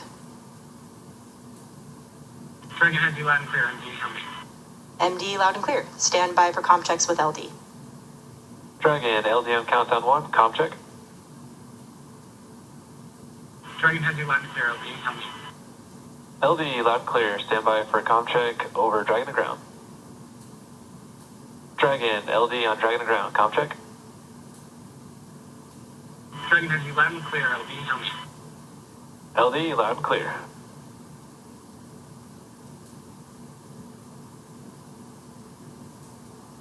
Dragon SpaceX. Launch configuration ComChecks are complete. Report when ready for seat rotation per section 2 of 4.100. And combat SpaceX, step into section 2.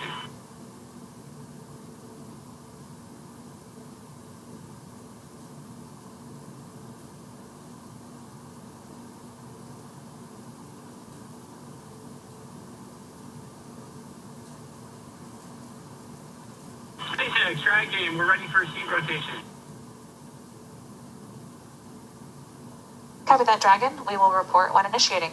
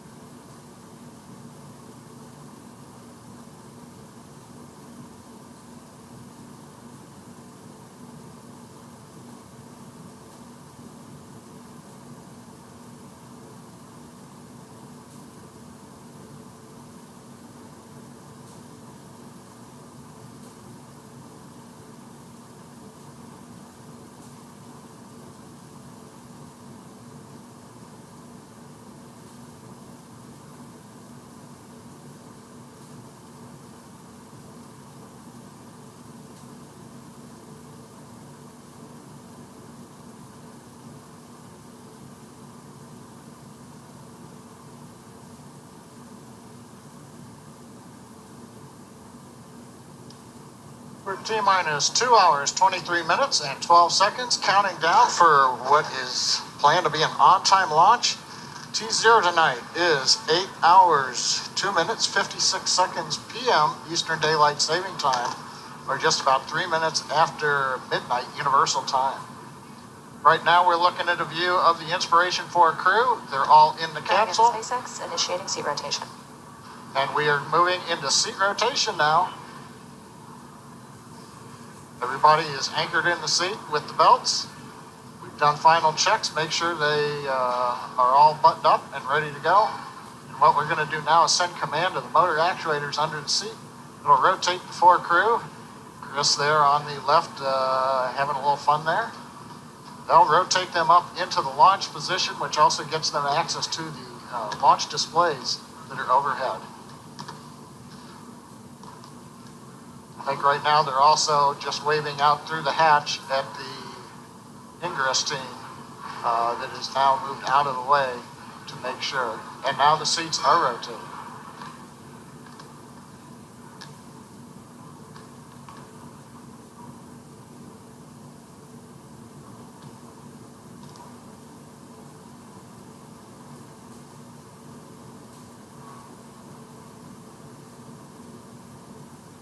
This just takes several seconds to get them in position. The launch position. And there you heard a call out from Core to the Dragon crew.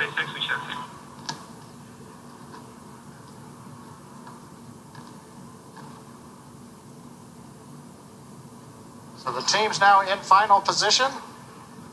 We're right now in the countdown. Typically this comes at about T-minus 2 hours, 15 minutes. So the good news is we're running about 6 minutes ahead of the countdown. Next major activities up in the Dragon area will be just verifying everything is ready for closeout. We'll be doing leak checks of the suits. We'll be closing the hatch, doing leak checks of the capsule hatch, and eventually T-minus 1 hour. For awareness, our closeout lead is going to be climbing in to look at something on the cargo pallet, just for awareness.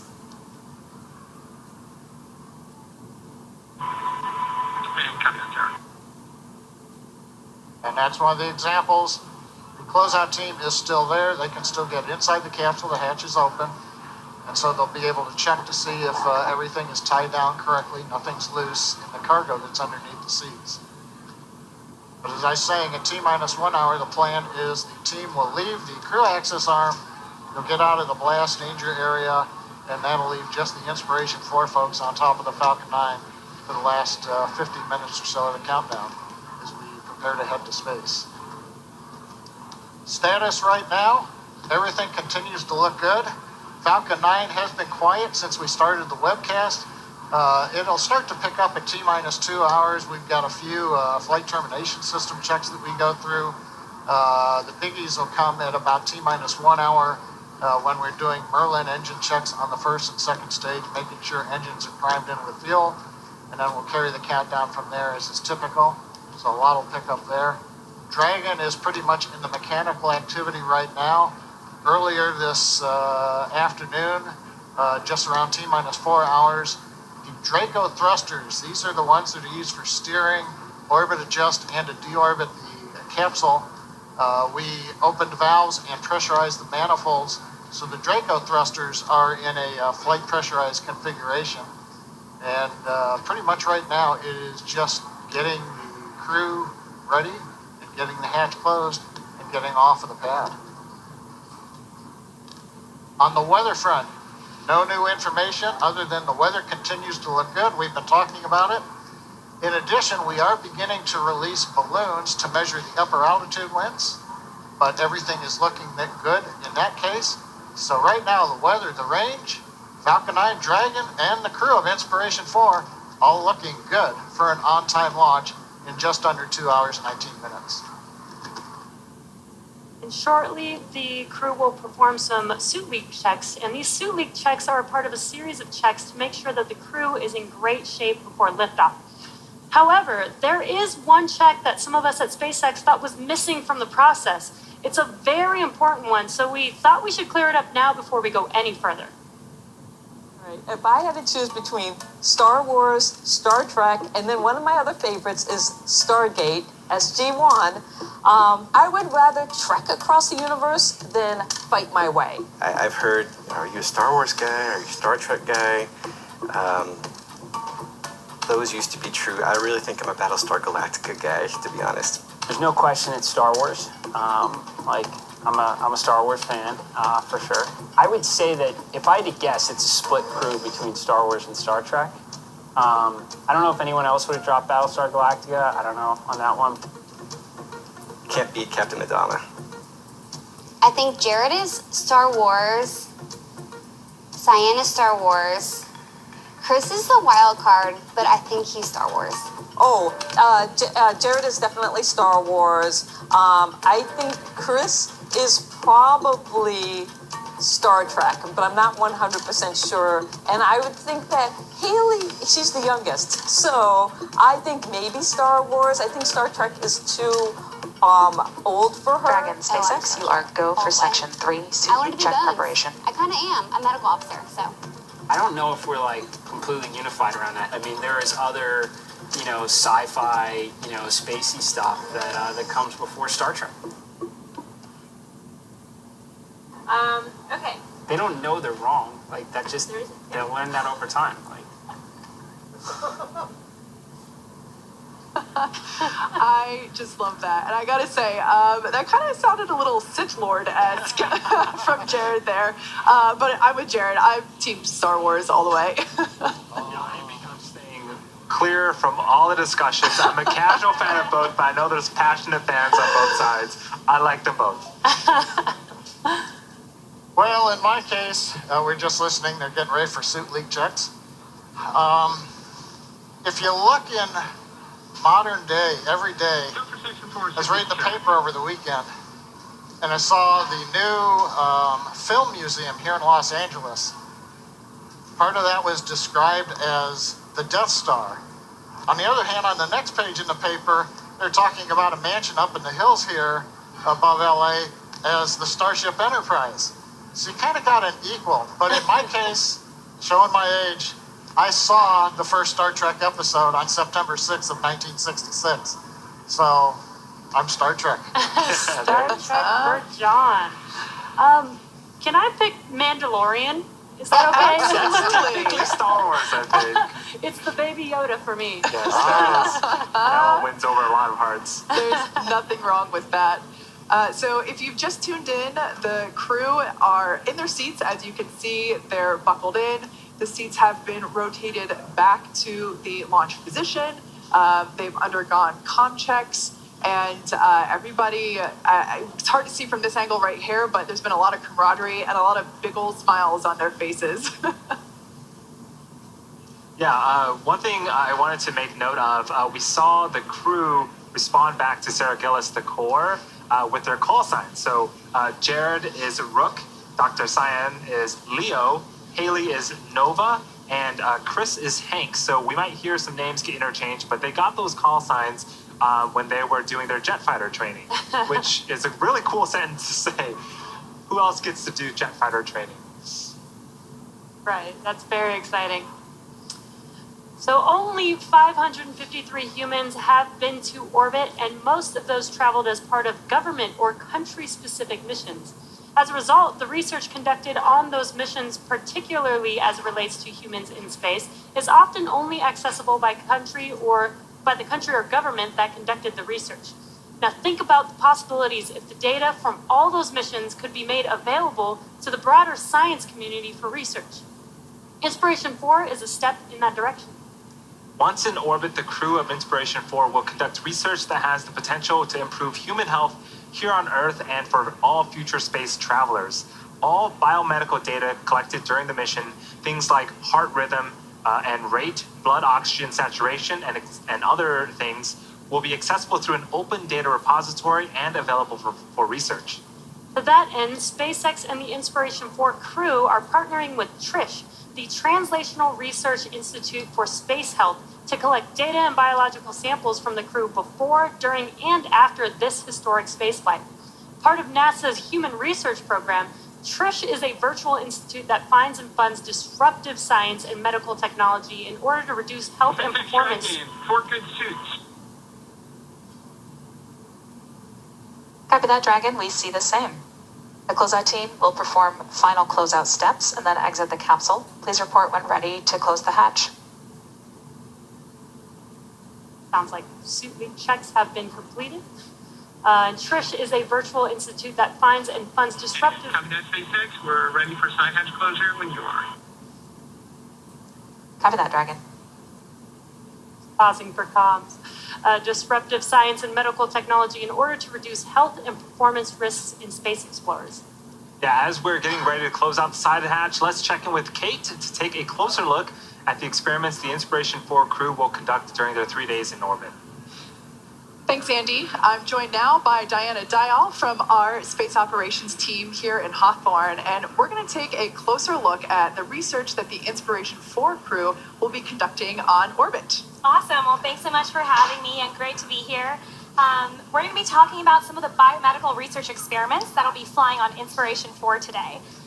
So off the bat, why are we even doing this? Obviously, our goal is to make spaceflight accessible and safe to everybody. And that means making sure that we understand what happens to the human body when folks go to space.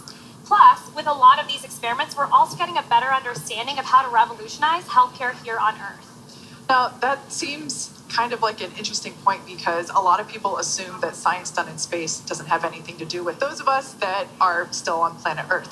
So can you tell us a little bit about some of the things we see here and how they'll benefit not only us, those of us in space, but also those of us on Earth? Yeah, absolutely. I mean, so off the bat, the technologies that we use for space, particularly for medicine, are actually miniaturized, they're mobile, and they can be used by non-physician or non-medically trained individuals. So that means that we can expand access to places where otherwise it's super remote, you might not have a medical provider, and these same technologies that we're going to be using, for example, on Inspiration 4, we use in remote care environments here on Earth. And that handheld portion seems super important because Absolutely. In space, weight is everything. So I believe this is an ultrasound reader, and if you're familiar with ultrasound machines, they're usually much bigger and require a lot of training to operate and not possible to go to space. But this is actually what's going to be on board Dragon today. Yeah, absolutely. So this is the butterfly ultrasound. Normally, you guys might be familiar with an ultrasound that you see at the hospital, and it'll be about the size of this table. But this ultrasound device is not only handheld, portable, but also, as we said, can be used by a non-medically trained individual. So during Inspiration 4, our astronauts are actually going to be doing medical imaging while in space to better understand how body fluids change in the microgravity environment. Now, in terms of the other things that we have on the table, I feel like, well, obviously the glasses are the coolest looking. We'll get to those. But how does this actually, like, how do they read when they're viewing, the ultrasound themselves? How do they actually get a readout for that? Sure. So essentially, this ultrasound just plugs into an iPad or an iPhone.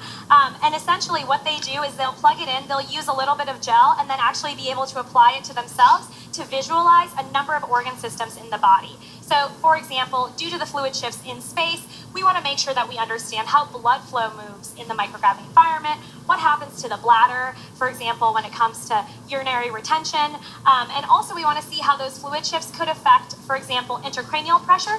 And so one of the analogous things that we'll be measuring is ultrasound on the eye. So all of these can be measured super easily using this just plugged in to an iPad or a phone. And of course, that's important because intracranial fluid impacts vision, and vision changes while you're in space. Absolutely. No, I want to get to the glasses. Yeah. They look like fun 3D glasses, but there's no 3D movies on this particular Dragon mission. So can you tell us a little bit about what those are used for and how they're helpful? Yeah, absolutely. So while these look like a very cool prop, they are in fact for science. So what these glasses do is essentially a number of neurovestibular type of tests. So rewind, when we're here on Earth, our body is adapted to the gravity environment. And that means that folks essentially are able to orient to where they are located in physical space based on connection between the eyes, the inner ears, and the brain. And so what you do with this test is actually put on these glasses. And because Can I try them on? Yeah, absolutely. And so as you can see, Kate not only looks really cool, and everything's purple, but if you are to just use one at a time, the idea is that we're actually able to lateralize and localize different halves of the neurovestibular system to better understand when folks are doing a specific set of tests while wearing these glasses, how their adaptation to the spaceflight environment affects how they feel oriented and potentially might have space motion sickness, might feel dizzy or nauseous while they're in microgravity, and then once they return back to Earth. So in terms of how, like, if I put these glasses on, how are you actually testing what I'm seeing? Sure. So what would happen is that they would wear these glasses. They'll actually be doing some tests on something like this iPad. And then the results of those tests tell us basically which side and potentially more about what's going on with their neurovestibular system. Again, both in flight and then when they return. Awesome. Thank you so much, Diana Dial from our Space Ops team here at SpaceX in Hawthorne. Thank you so much for joining us and showing us firsthand some of the science that the Inspiration 4 crew will be getting up to over the next 3 days. Let's check back in with Andy to see what's happening out on that pad.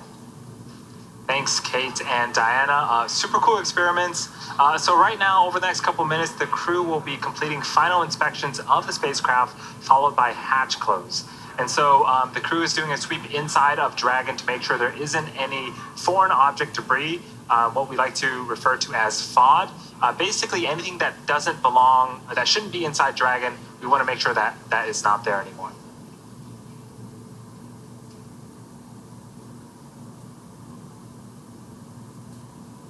So right now is a view of the Dragon capsule and the crew access arm to the right-hand side.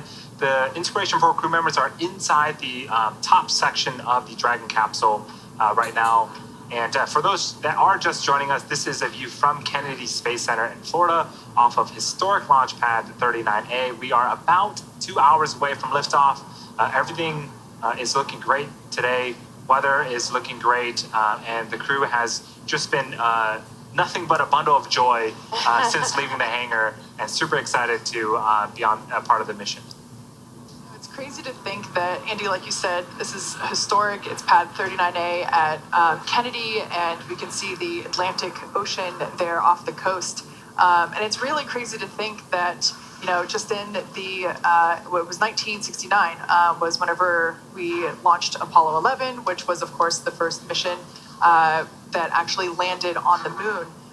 And here we are a few decades later, I should say, launching the first orbital all-civilian crew. And we keep saying all-civilian, and what that really means is non-professional astronauts. So people like us four, and that are now going to space from the very same ground that, Apollo 11 launched from decades ago. And it's, just this transition and evolution of human spaceflight is so awesome to see. And of course, we have a beautiful picture perfect background today. And it's just pretty incredible. And we're very thankful that we're able to, introduce the next era of human spaceflight from this ground. We're standing on the shoulders of giants, and everyone inside that capsule knows that as well. Yeah, we talked about the Apollo missions and the Space Shuttle missions. Since SpaceX took over the lease in 2014, we have also been making a little bit of history ourselves. In 2018, we debuted the Falcon Heavy rocket test flight. And for those that remember, that launched Starman. Yeah. And Starman is out there right now in his Tesla, exploring space. Listening to David Bowie. Last year, we also returned crewed flight from American soil with the Demonstration 2 mission with Bob and Doug. And we also had our first operational crew mission last November as well. So yeah, and that's actually the march forward. And that's actually the capsule that's flying today. Yes. That first operational crew mission, Crew 1, which launched in November 2020, that is the same capsule that the Inspiration 4 crew is flying in today. We like to refer to it as certified pre-owned. Yeah, and everything that Kate and Andy just mentioned, without all of that, we wouldn't be here today. And it's incredible to think that literally our 4 all-civilian crew members are sitting in the Dragon capsule right now, about to make the next step in human spaceflight. We've always talked about, even before we were flying crew, that we always wanted to turn rockets into airplanes. Like, how do we turn such a difficult, costly flight into a more affordable and more often flight? And this is one step closer to that major step today, and just so exciting that we're actually here. Absolutely. Yeah, reusability really is the thing that unlocks access to space. And personally, I am super excited for more people to be able to experience space, because there's something known as the overview effect. And that's essentially the effect that humans experience when they're able to look back upon planet Earth from a different perspective. And I honestly believe that, the more people that get to experience that, the better off planet Earth will be, as well as the human civilization. Yeah, Dragon today is going to be flying 4 people. It can hold up to 7, so hopefully in the near future we'll see 7 folks flying in Dragon. It is again the first private spacecraft to take humans to the space station, and will be the first private spacecraft to ever take an all-civilian crew to space and orbit. So we've got a really cool animation here of our Dragon vehicle. So as we mentioned before, the pressurized section, the section that we actually see the crew in, is there at the top. The nose cone will open up and reveal the cupola, the observation dome, and we'll can't wait to see all the exciting views that they're going to see from there. And then if you look at the bottom portion, which the lighter side is reflecting towards us, we'll call it the Jedi side, and then the dark side now. I told you, Team Star Wars all the way. The dark side, which is actually the solar panels, which are one of my favorite things. We build them in-house here at SpaceX, integrate them onto the trunk, and that trunk will not be making its journey home. Unfortunately, that is not one of the reusable components of Dragon. It will be jettisoned prior to the capsule's re-entry through the Earth's atmosphere. The capsule is what the crew will live in for the next 3 days. The volume of the Dragon is about 328 cubic feet.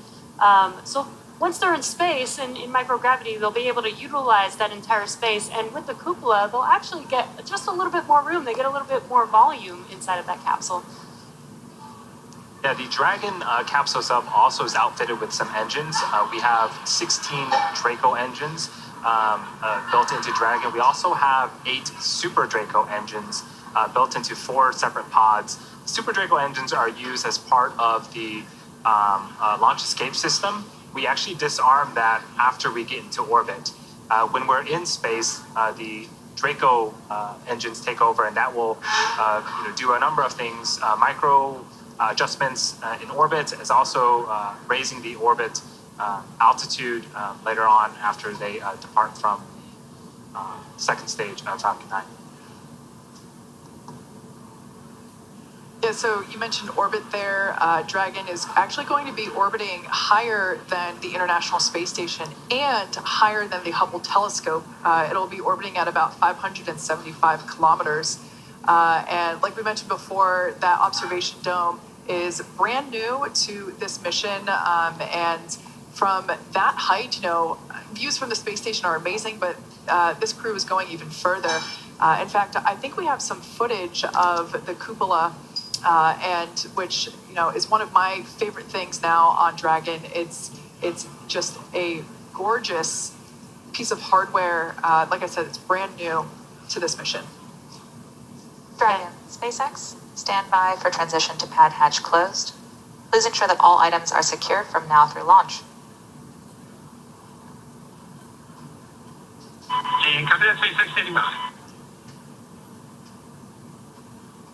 There on your screen, we can see the pad closeout team closing the side hatch, which is one of the last visual things that we'll see here in the crew access arm. The crew looks so excited. I think every little milestone, even if it's within 5 minutes, they get very excited. And I think they know what to expect. They've practiced this so many times. But this is the real thing right now. So this is the real hatch closure before they lift off. And they will close the hatch, inflate a seal, they'll torque the hatch down and then perform some leak checks on that hatch. Yeah, they'll inflate that seal and hold pressure to it for a few minutes and monitor that pressure to make sure that there's no leakage.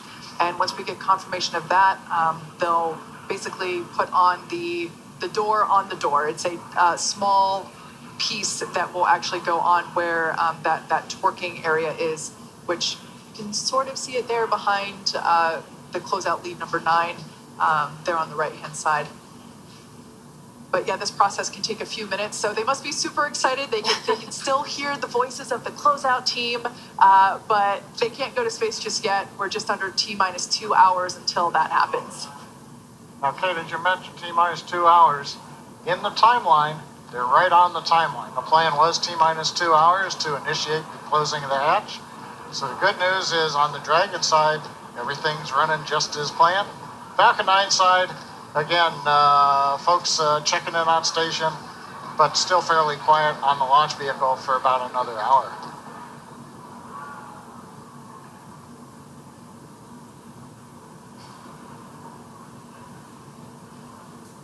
And not to dwell on negative, but we have had, in the case of one of the NASA crew missions, we close the hatch. I think there's a little bit of debris got caught in the seal.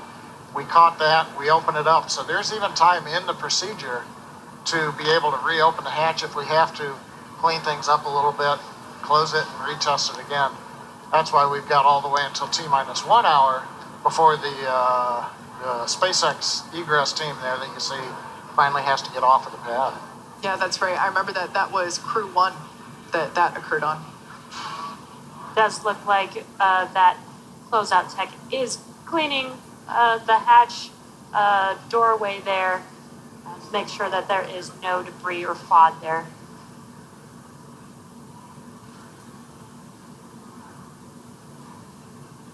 Going back to something we talked about a little bit ago, the orbit of Inspiration 4, 575 kilometers higher than essentially any Americans have been since the Apollo flights to the moon. And before that, a couple of Gemini flights got up to about that altitude. But this is fairly rarefied air, so to speak, that the crew's going to. And one of the questions that Jared, when they were picking the mission design, was, why 575? Why don't you want to go, typically we've been launching into 300 kilometers or so. But one of the purposes of this is to inspire. And you go a step beyond what we have done before. And so Inspiration 4, the fourth flight with people out of the U.S., or as Chris said, 39A, that's where Americans leave to go to space. And here they are today. Of course, Inspiration 4 representing the 4 crew members who are on board this mission. Yeah, you make a good point with the fact that Jared wanted to inspire, and he's doing that in another way as well. If you're watching on YouTube, you might notice that there is a donation button for St. Jude Children's Hospital. We are fundraising money for research and cures for childhood cancer, pediatric cancer, which is very near and dear to this particular mission. The individual that's seated on the far right-hand side of your screen there, that's Haley Arsenault. She is 29, and she actually is a pediatric cancer survivor. She had bone cancer when she was about 10 years old, and had a surgery to remove it and underwent very intense treatment.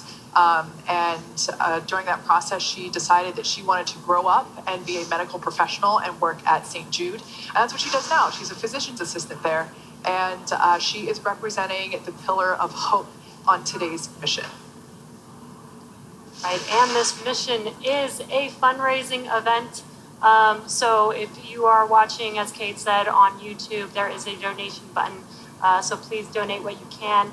We've so far raised about $133,000 on the YouTube channel so far.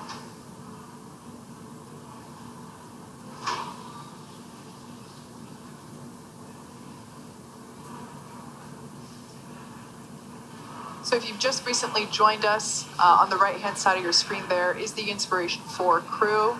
They are in their seats. The seats have been rotated back to launch position. They have undergone comms and leak checks.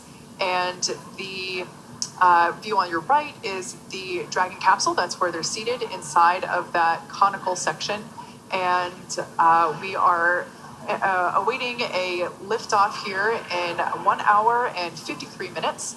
Right now, the crew there inside that crew access arm is pressurizing the side hatch and basically working through the process to close the side hatch, lock it up, and retract the crew access arm.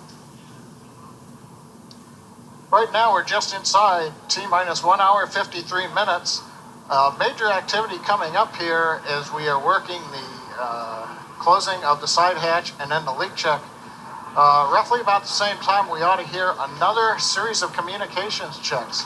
earlier we heard 3 comp checks from the crew down through the umbilical, which is the electrical line that connects the ground to the spacecraft. Then they also did a comp check over radio frequency to our ground stations there at Cape Canaveral. And then we also did a communication check through NASA's tracking and data relay satellites that are up in geosynchronous orbit, which we'll use during the mission. But one last group still to talk to is the SpaceX Falcon 9 launch team. So right now we've got hatch closed. You can see everybody peering at it, making sure its seams look good. And then we'll wait to start a clock and see that the hatch closure is good. And at the same time, listen to the crew eventually talk to Falcon 9 launch team. As we go past liftoff, you will hear call-outs.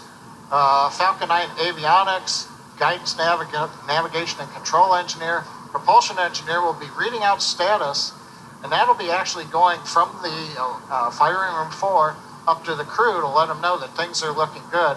So we're going to do a comp check to make sure all of those engineers can also talk to the crew and that each other can hear. Meanwhile, as we wait for comp checks and confirmations that the side hatch closure is checked out and successful, in the area we've got Falcon 9 team is clearing the flight hazard in the flight caution area, T-minus 2 hours. These are larger areas around the Complex 39A. So roadblocks are down. Dragon SpaceX, we are commencing health checks for the launch escape system. Expect a momentary flight computer change, followed by a transition back to pad hatch closed. Copy that, SpaceX, standing by. Yeah, we're going to do a quick check here that's planned on Dragon. This just changes what we call a command sequence on Dragon. They're not actually opening the side hatch and then going back to close it. That just changes states in their displays.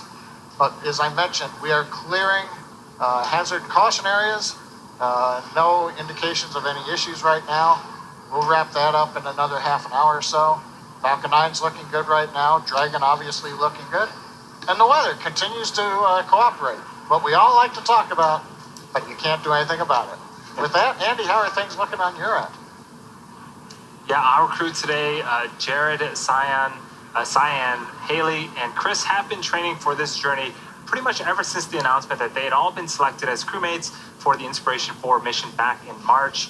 What's super cool is that they're going through the same Dragon training as our NASA astronauts. And to prepare the Inspiration 4 crew for their mission, our teams at SpaceX have spent the last several months teaching the crew about orbital mechanics, how to live in space, and even running simulations of what a full mission could look like while seated inside of Dragon. The Inspiration 4 crew has completed numerous simulations, including a 30-hour and 12-hour end-to-end simulation in our Dragon trainer. They trained not only at SpaceX, but they also did some centrifuge training, they flew fighter jets, and there's a photo from their fighter jet experience. Yeah, I love the name that Haley got, the G Monster, because she pulled 8 Gs in the fighter jet, and she wanted it. Right. She's an absolute adventurer. I love it. Yeah, that looked super exciting. They also completed a 0G flight, which simulated microgravity for a very short period of time, but there's a photo of them flying high there. They all look like they're superheroes. Right.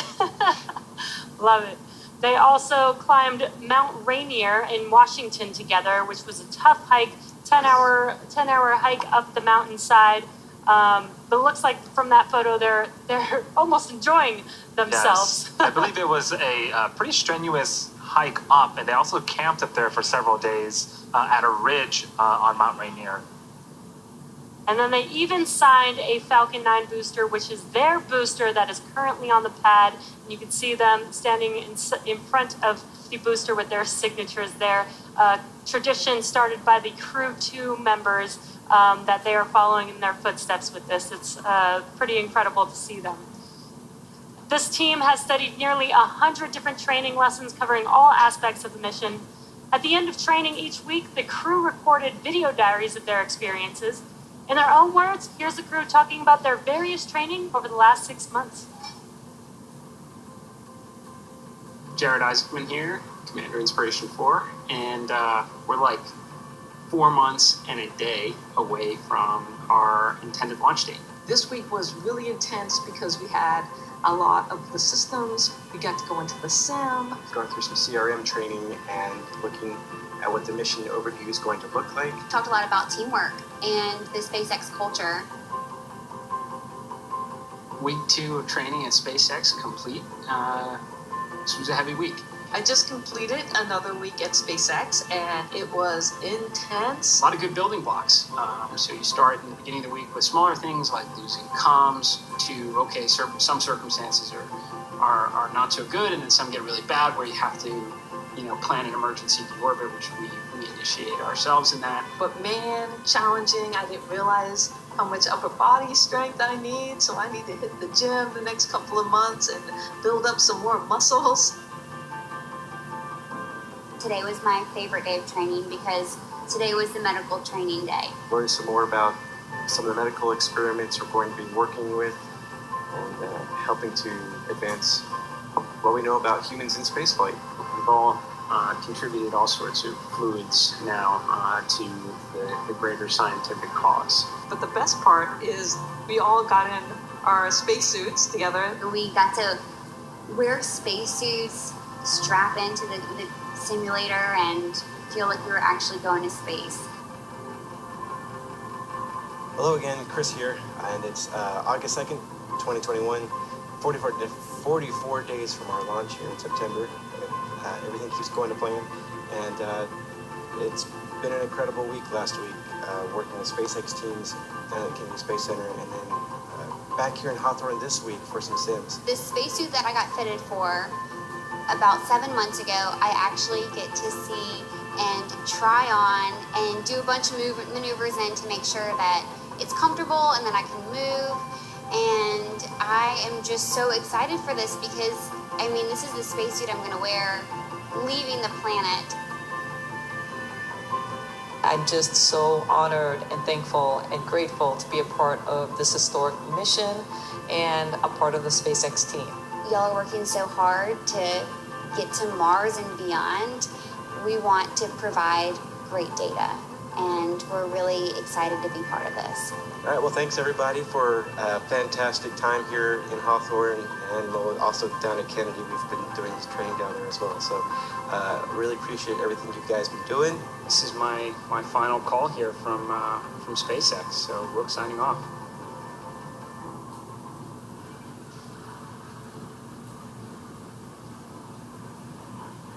Please begin the comm check with the crew. Dragon, GNC on countdown 1. Comm check.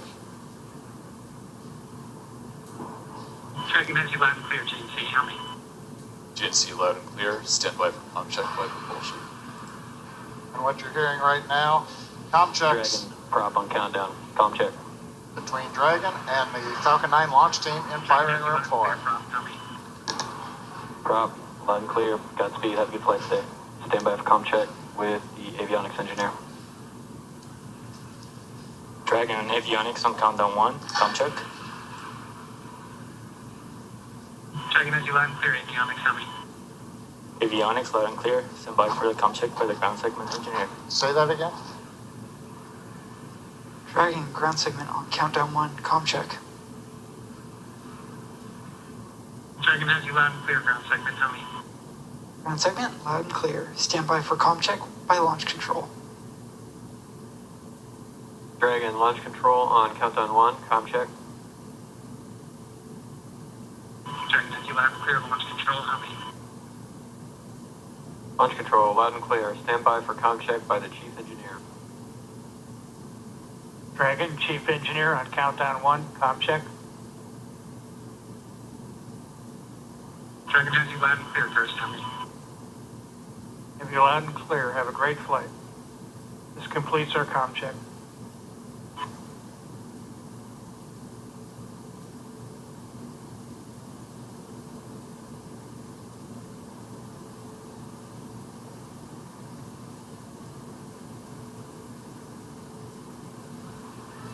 Just inside T-minus 1 hour and 43 minutes. We've heard the comm checks between the Inspiration 4 crew up in the Dragon capsule Up at the very top on the picture at the left, behind where the crew access arm is, that's where Dragon is with the crew right now. They're talking to the Falcon 9 launch team located in firing room 4, just a few miles just west of the launch pad. Got a great view out the windows. Earlier we saw a picture of the crew signing their names on the booster that has flown to space a couple of times, and that's an example of reusability of the Falcon 9. We've talked reusability several times in the webcast, and our boss Elon Musk, he's made it clear for years and years, the holy grail of space travel, what opens up space for humanity to become a spacefaring civilization, is reusability. Without it, spaceflight is just not affordable. And I think, as we mentioned earlier, if you threw the airplane away after every flight, no one would be flying anywhere. So each step in SpaceX's history has been focusing on incorporating reusability step by step into our designs. First with Falcon 1, people may not remember, we did want to try to get the Falcon 1 first stages back so that we could look at them, not fly them again. We rolled that into Falcon 9, into Dragon, and now as we're going forward, even Starship program where everything there is reusable. So that's the holy grail. We've been attacking it a piece at a time. We're almost there in today's flight. We're reflying both Dragon and the Falcon 9 first stage. Yeah, the Inspiration 4 mission will launch today on SpaceX's proven and reliable Falcon 9 rocket, as John just mentioned. The booster that's flying today previously supported the GPS 3-4 mission for our Space Force customer in November 2020, as well as the GPS 3-5 launch in June of earlier this year. To date, SpaceX's Falcon 9 rocket has completed 138 total launches, with over half of those on reflown rockets. As for the Dragon spacecraft flying today, as I've mentioned before, it previously flew on the NASA Crew 1 mission in November of 2020. And overall, Dragon spacecrafts have completed 27 missions, including 25 visits to the International Space Station, 10 of those visits on reflown Dragons. So reusability, Dragon SpaceX, we have a good side hatch leak check. Team 10 minutes SpaceX, good side hatch leak check. All right, that is great news. That was just confirmation that the leak check that they performed on the side hatch, everything is good. So that side hatch will remain closed until those 4 individuals splash down back on Earth in 3 days after orbiting for that duration. Yeah, it is important, again, that we do perform that leak check, because we want to make sure that in the vacuum of space, the habitat inside of the capsule can withstand that pressure and make sure that the environment that the astronauts are in are hospitable. So that is, again, great news that we are continuing to march towards T0 on time. Everything seems to be going great so far. Kate, I do want to talk more about reusability. It is astounding that over half of our rockets are flown on reflown missions. I think one of the things is to refly rockets, we got to land them. And that, honestly, is my personal favorite. Seeing the booster come back, landing on land, landing on the drone ship. It is quite a feat. And for those that have seen the webcast, you can see the rocket on screen right now. It doesn't quite do it justice. These are massive, massive vehicles. Yeah, they really are. That's a great point. And something that I think kind of plays with our perception of the scale of things, especially is when we see the rockets landing on the drone ships out in the ocean, because the ocean is big, right? This drone ship looks small, but realistically, the drone ship is the size of a football field. And one of my absolute favorite memories that I've had in the 7 years that I've been at SpaceX, I actually was hosting the webcast when we successfully landed on the drone ship for the first time. So for anybody that might remember those days, there were a few unsuccessful landings on the drone ship where we learned a lot and eventually led to the first successful one. And that moment is seared in my memory. And the crowd just went absolutely wild. I mean, we've had a few events where the crowd has gone absolutely wild in this building for the historic moments that we made, but that one in particular with the drone ship landing for the first time is one of my top 3 favorite memories. Yeah, that is pretty incredible, and it's what's gotten us here today. With the Falcon and Dragon system, we've proven you can build a reliable, reusable launch system for a fraction of historical cost. Our next step is to scale that up, basically build the same kind of system, but capable of taking a lot more people to the moon, Mars, and beyond. And that is what we're doing at our Starbase location in Texas with Starship. Yeah, it's a super exciting area down there. Starship is a fully reusable transportation system designed to carry both crew and cargo to Earth orbit, the moon, Mars, and beyond. You can see it there on your photo. That was the first time that we stacked the Starship booster with the Starship flight vehicle and the grid fins that you see there. I can't possibly describe the scale. We were just talking about, drone ship landings. Oh, everything seems so small. I mean, just multiply that feeling times 100 when you envision Starship. The first time I saw it with my own eyes, I wept with joy. It's just an incredible monster of a vehicle, and there's a view of that stacking next to what is essentially a fixed service structure there. So it's super exciting to follow along with all the advancements. Everybody knows that it changes not on a monthly, not on a weekly, but a daily basis there in Starbase, Texas.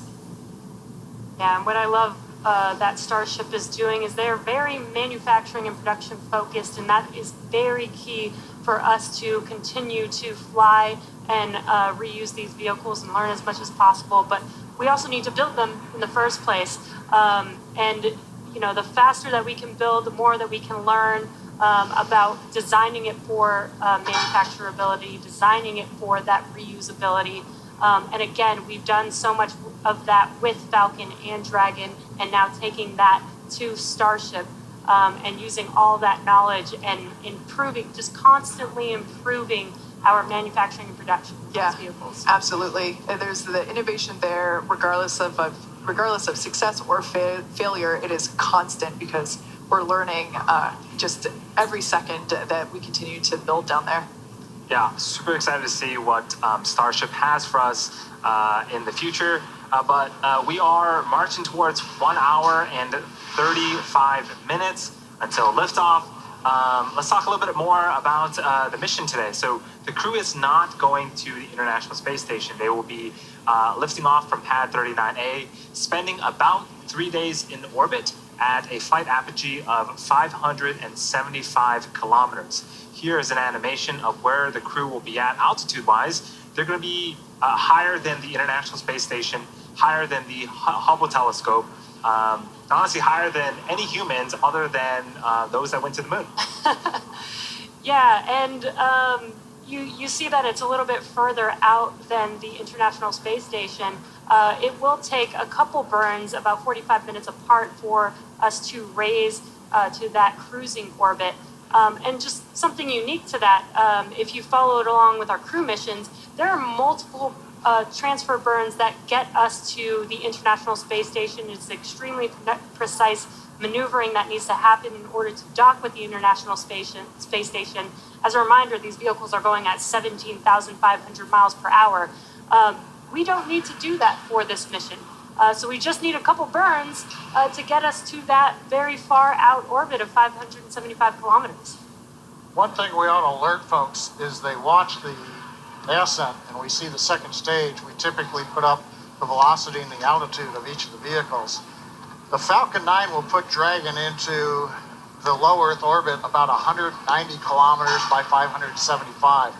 So they don't go into the final orbit right away. Jesse, as you just said, we're going to very quickly after we get into orbit, I think before they take suits off or anything, we'll do burns of the Draco engines, the smaller ones, to lift that orbit a couple of steps to 575.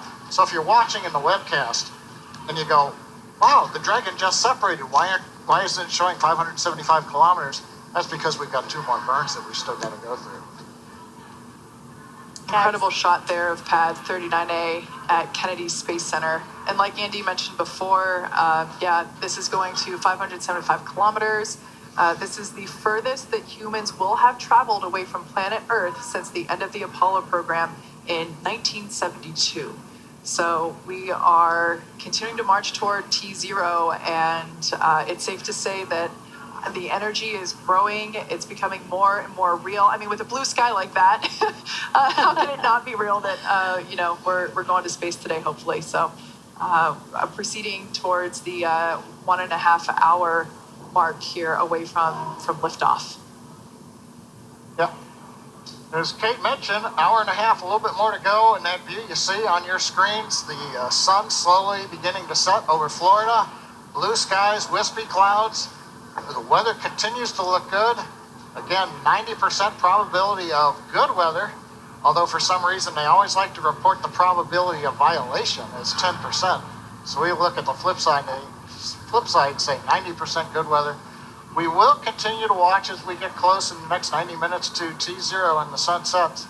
Looking at ground level winds, and we're looking to see if there might be a pop-up thunder shower somewhere that creates what they call anvil clouds. That's something you don't want to fly the spacecraft through. The other thing that we've got is, I mentioned earlier, we are releasing balloons. The range is releasing balloons that allow us to measure wind speed and wind shear in the upper altitudes. Right now, the balloon data coming back shows upper altitude looks well behaved, so the weather, both here and around the world for the next few days, continuing to look good. Mentioning this weather, and this is a very unique mission. Again, we're not going to the International Space Station, so we do have to make sure that weather is good on liftoff and returning back home. So the procedure for picking the launch window is actually a little bit different. We reserved a couple of days, a couple of 24-hour days for the mission, but had to wait until L-5 or 5 days before the first launch day that was selected to narrow it down to 12 hours. And then after that, we waited until L-3 to select the 5-hour launch window that we have today. And then we have 4 opportunities in each of those launch windows about an hour apart to lift off. So it's a very unique case. So we really just knew just 3 days ago what the T0 in the launch window would be. And one point to make, we may hear from the crew, there are 4 launch opportunities in the 5-hour window that we're getting ready to come into here in 90 minutes. Right now we're also listening in for a quickie launch escape system check that the Dragon team is supposed to do at about T-minus 90 minutes. While we're waiting for that, you may hear the term T01. The tablets that the crew has, that Jarrett, mission commander, has, are set up for the first launch opportunity coming up in just under 90 minutes. So they call that one T01. The next one, about 102 minutes after that, is T02, then T03, and T04. But right now, everything continues to look good for T01 at 8:02 and 56 seconds p.m. Eastern Daylight Saving Time.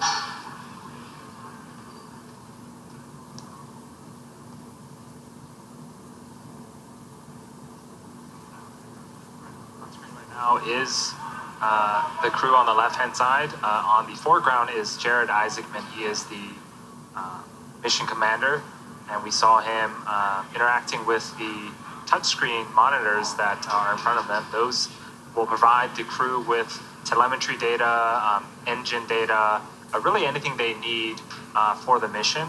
And now that the seats have been reclined upwards, they have access to those screens now.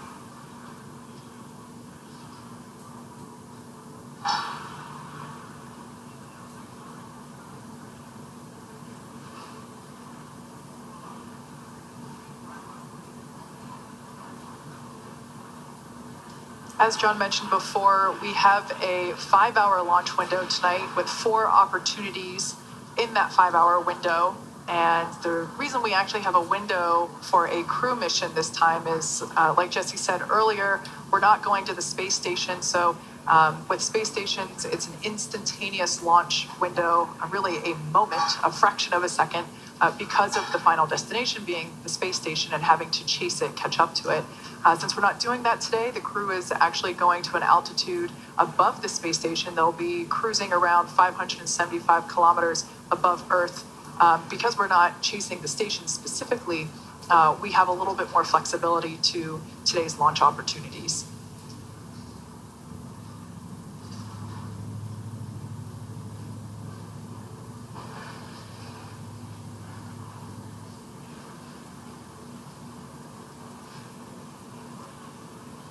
You're just now joining us. What you are seeing on your screen is the first all-civilian crew, Inspiration 4. They're all strapped into their seats inside of Dragon Resilience, preparing for T0 shortly here. We're just at T-minus 1 hour and 27 minutes. And they're completing some final procedures here. They've already done comms checks, suit leak checks, closed the hatch and done the hatch leak check. So the closeout team has exited they're preparing to finish their procedures there, and will be exiting the crew arm in roughly 26 minutes or so. Yes, a lot of notable milestones of this mission. So Haley Arsenault will be the youngest American to go into space. She will be also the first with a prosthetic. Dr. Cyan Proctor will be the first Black female pilot of a spacecraft. This is the furthest that we're going to be sending humans since the Apollo missions.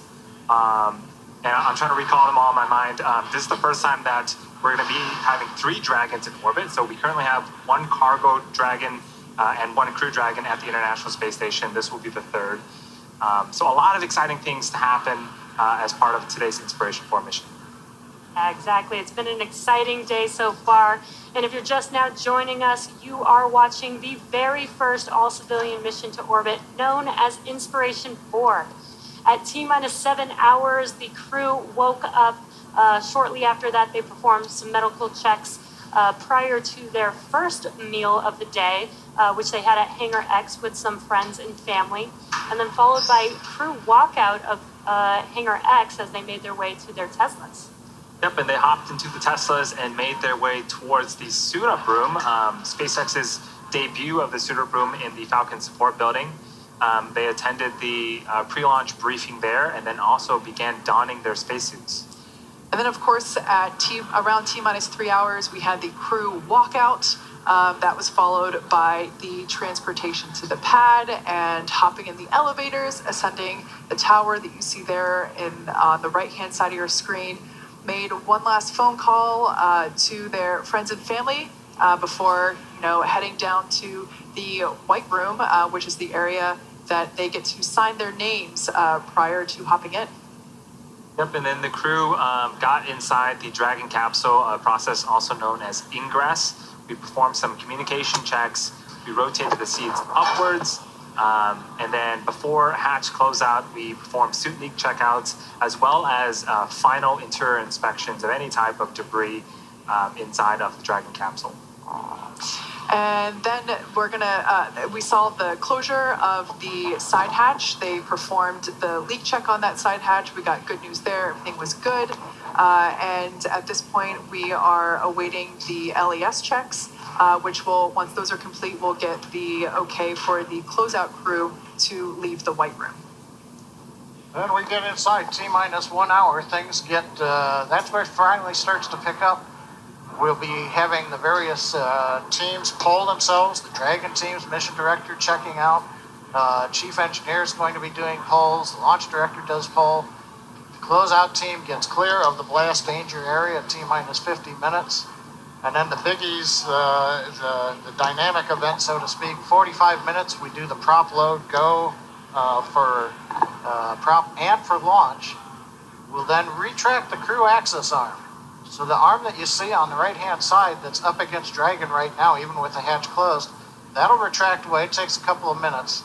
Once that's out of the way, the crew's going to arm the launch escape system. Getting exciting already. Propellant load will begin at T-minus 35 minutes, as is traditional for Falcon 9, and then we will count down for an on-time launch at 8:02:56 p.m. Eastern Daylight Savings Time. Now, one thing Yeah, we're going to a 575 kilometer altitude orbit today. Dragon will take itself up there after the Falcon 9 drops it off. And I was looking on my maps, and from here to the Golden Gate Bridge, Hawthorne, California, where we're seeing the Golden Gate Bridge, is 573 kilometers. So if you drove from here to the Golden Gate Bridge, take us about the same amount of time as when the crew woke up at T-minus 8 hours or so. You could get there and do the same distance. The only difference is, while I may be doing the speed limit all the way to the Golden Gate Bridge, you'll never get to space trying to drive your car vertically upwards. It takes a lot more energy over a short period of time. And that's one thing that makes, as we like to say, launch is hard or space is hard. You've got to essentially take, as Kate mentioned earlier, that 1 million pounds of propellant and find a way to burn it in 10 minutes so you can get your velocity up to 17,500 miles an hour, about 7.5 kilometers per second, and that'll finally get Falcon 9 second stage and the Dragon into orbit. Now, there's one thing I do want to mention. Dragon goes into orbit, but the second stage is going just as fast. It's just Dragon will pop off. So both will be in orbit, and then later on, the second stage comes back down to Earth, burns up. We don't try to land it. That'll be on the Starship program. Yeah, we are about an hour and 20 minutes away from liftoff and eventual stage separation of the Dragon. But in addition to the science and supplies going up onto the Inspiration 4 mission, the crew has also taken along some personal items for their 3-day trip around the planet. We caught up with the crew during training to get a little more insight on what each of them are planning to take into space. The most special item I'm bringing up to space is this custom jewelry I had made for my wife and 2 daughters. It's a dragon pendant, if you will, and so it'll be going in my satchel on suit-up day, and I'm gonna fly it in space for them. I think we all now have like a really close connection with dragons, and this seemed really appropriate. Something hopefully my family will want to pass along for generations to come. What I have here today are a couple of things that my mother-in-law has asked me to take up into space for her, and some of the connections to these items are just kind of special. So what I have here are 2 pins. They're both orders of the Eastern Star. I don't even know if you can take a look at that and see those, but that's that one, and then there's a smaller one here, and I don't know this guy here. But these belonged not to her, but to her great-grandmother. The reason it's important to me is not only is it talking about some history and some family connections. My grandfather on my mom's side was a Mason, and my grandmother was also an order member of the Eastern Star, and they were 2 of the coolest people I think I knew. My grandfather had a way of really making anyone feel at ease and welcoming anyone he saw, regardless of their background or where they were from or what they thought. And knowing that, that being able to take up little pins like this that represent something that meant a lot to him and to other folks that in my family, I think that means a lot. I'm very happy to report that I have turned in all of my payload. I've been thinking about what I wanted to bring to space since January, and I finally turned everything in. And one thing that I'm really excited about that I'm bringing to space is this old picture of me. This is when I was 10 years old and going through bone cancer treatment. And so when I'm in space, I'm gonna pull this photo out, and now getting to be in space, my hair is going to float everywhere, but yet hold this old picture of me and show all my patients, all these kids going through cancer treatment around the world, that there's a future, that it gets better, and I'm excited to be part of it. Our training's going really well. One of the other big things we've been working on is our packing for space list, which, I mean, how often do you get to say that you get to pack for space? And thinking about items that are important to us, that have meaning in some way, that we really want to bring with us. And so I have an item here. It's around my neck that I will take off. And this is a ring. And it's my dad's ring. And it's really cool because it's a Thunderbird. And my dad used to wear this all the time. And he passed away when I was 19. So I don't know the origin story of this, but it's a unique design and it's pressed into the ring. And my dad absolutely loved it. And like I said, wore it all the time. And unfortunately, both my parents have passed away. So my mom, I can't even ask her, like, what's the story behind this ring? But I think my dad actually got this before he met my mom. So he's had it for a very long time. And so I'm going to bring that to space to represent my dad. I have my mom's ring here to represent her. And so I've got both my parents. And then something kind of unique and special that they got for me when I was born is this commemorative coin from the island of Guam. So this is Guam, USA, and it says, "Where America's Day Begins." And so I've had this coin. It has 1970 on it because that's the year I was born. And so I feel like this is the first gift my parents ever got for me was this coin when I was born. And I've had it now for 51 years. And so I'm bringing that to space with me. So I have my coin and then I have my 2 rings from my parents. And I'm excited to bring them along for this incredible, amazing journey experience. And thank you for everything that you've done to help me get there. Love seeing how they've all selected things to take with them. In space, weight is everything. So while they probably wanted to take as much as they could, there are limitations. But it seemed like the common theme was family. Personally, I think my favorite thing is the photo of Haley that she's taking. Like she said, she underwent treatment for bone cancer when she was 10, and she's taking up a photo. And of course, she's going to have a photo of herself floating there with hair. And I just love that she's going to have the opportunity to show the patients that she treats at St. Jude that it gets better and that they can grow up and be an astronaut one day too.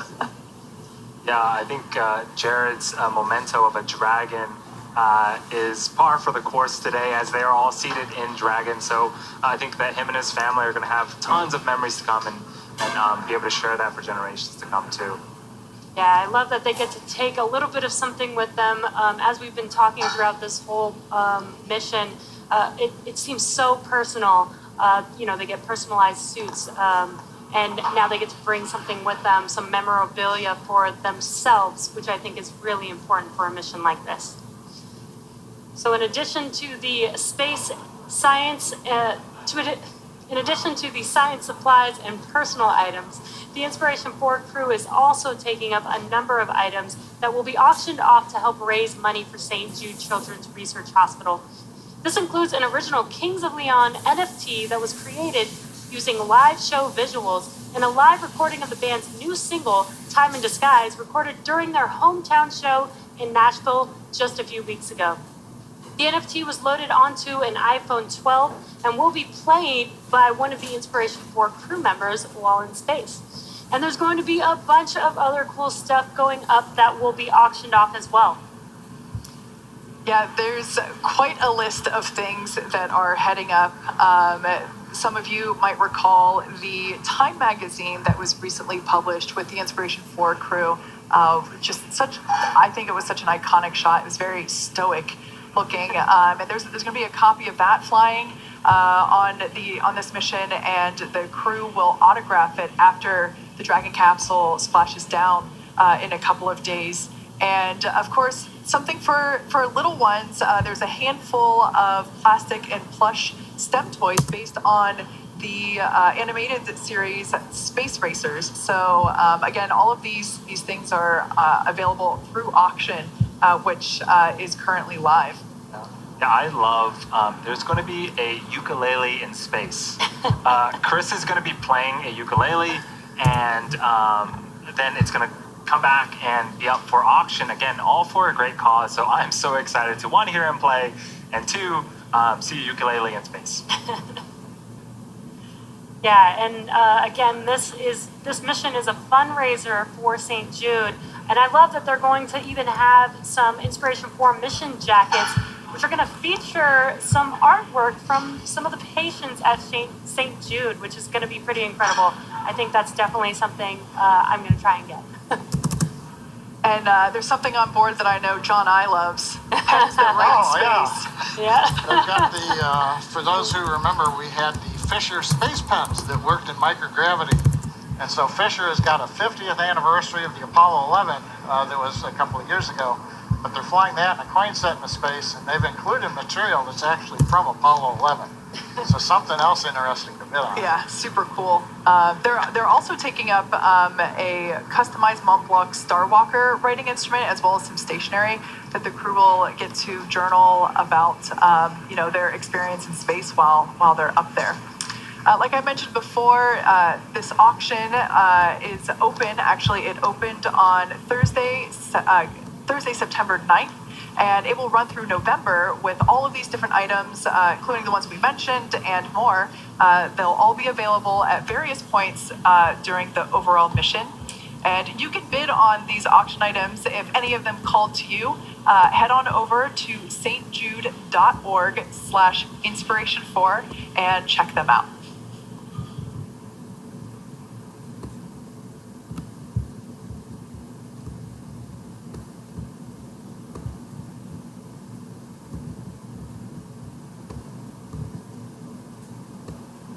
We're T-minus 1 hour, 11 minutes, 21 seconds, counting down. Everything continues to go well. We also did hear during that last segment, the closeout team has left the crew access arm. So we're actually still running about 19 minutes ahead of schedule on the closeout activities. Earlier I got in my pitch for my usual, hey, launch is hard, space is hard, and this is kind of the rockets and spacecraft 101. One of the things I thought about, why is it hard? Why can't you just aim your car and go up, 575 kilometers? And we talked a little bit about, hey, you've got to get 1 million pounds of propellant. You've got to figure out how to burn it in 10 minutes. You've got to steer the rocket, so you've got to be able to have engines that move, can, withstand wind gusts, get the rockets on the right trajectory. Then we're talking about like the space pen that works in microgravity. You think about it, when our first stage is getting ready to come back to Earth, there's no gravity. So that means none of the propellant is down at the bottom of the inlets to the engines. So that's one of the things you have to work in space, both here and on Dragon. How do you get propellant into the inlet of the pumps and the valves so that instead you're not pushing gas through there? And that's a bad thing that happens when you want liquid and you only get gas going through your rocket. So that's just one of the things that we've got to do. And of course, we've got to fight the force of gravity. 9.8 meters per second squared we've got to overcome. And so, I don't know about you, but when I took physics class, as always, you're sitting on a sled on a frozen pond. It's frictionless. And then how fast you throw the bricks overboard that are on your sled to essentially make the sled move. And how fast can you go depends on how fast you throw the bricks out. And that leads you to the famous rocket equation. Look that one up, you can see that, but essentially it all comes down to how efficient is the engine and how efficient is the structure. And in the case of the Falcon 9, we tried to be as mass efficient as we could so that we carried mostly propellant with just a thin skin of tank around it to hold it. So the more propellant you've got, the less tank and the less weight of the engines, the more efficient you're going to be, and that way you can carry more into space. And that eventually is where we're going, put humanity out into space. Yeah, and so we talked a little bit about the time of launch. And today is a little bit different because we have up to 4 opportunities to launch our Inspiration 4 crew members. But if we're doing things like trying to rendezvous with the International Space Station, we have to target a very, very specific window. And so depending on the profile of the launch, how high we're sending it, which type of orbit we're sending it, liftoff time does play a factor into that. One of the important things we talked about earlier is we don't have a 1 second window today. We've got a 5.2 hour window. It's a 1 second window when we're going to the space station because we have to synchronize the launch with when the space station's orbital plane is passing over Florida. It's not exactly overhead, we have to lead it a little bit. But if you think about it, in Florida, we're rotating at about almost 1,500 kilometers an hour going eastward. Doesn't feel like that, but put your seatbelts on. The Earth is rotating. That's 25 kilometers every minute.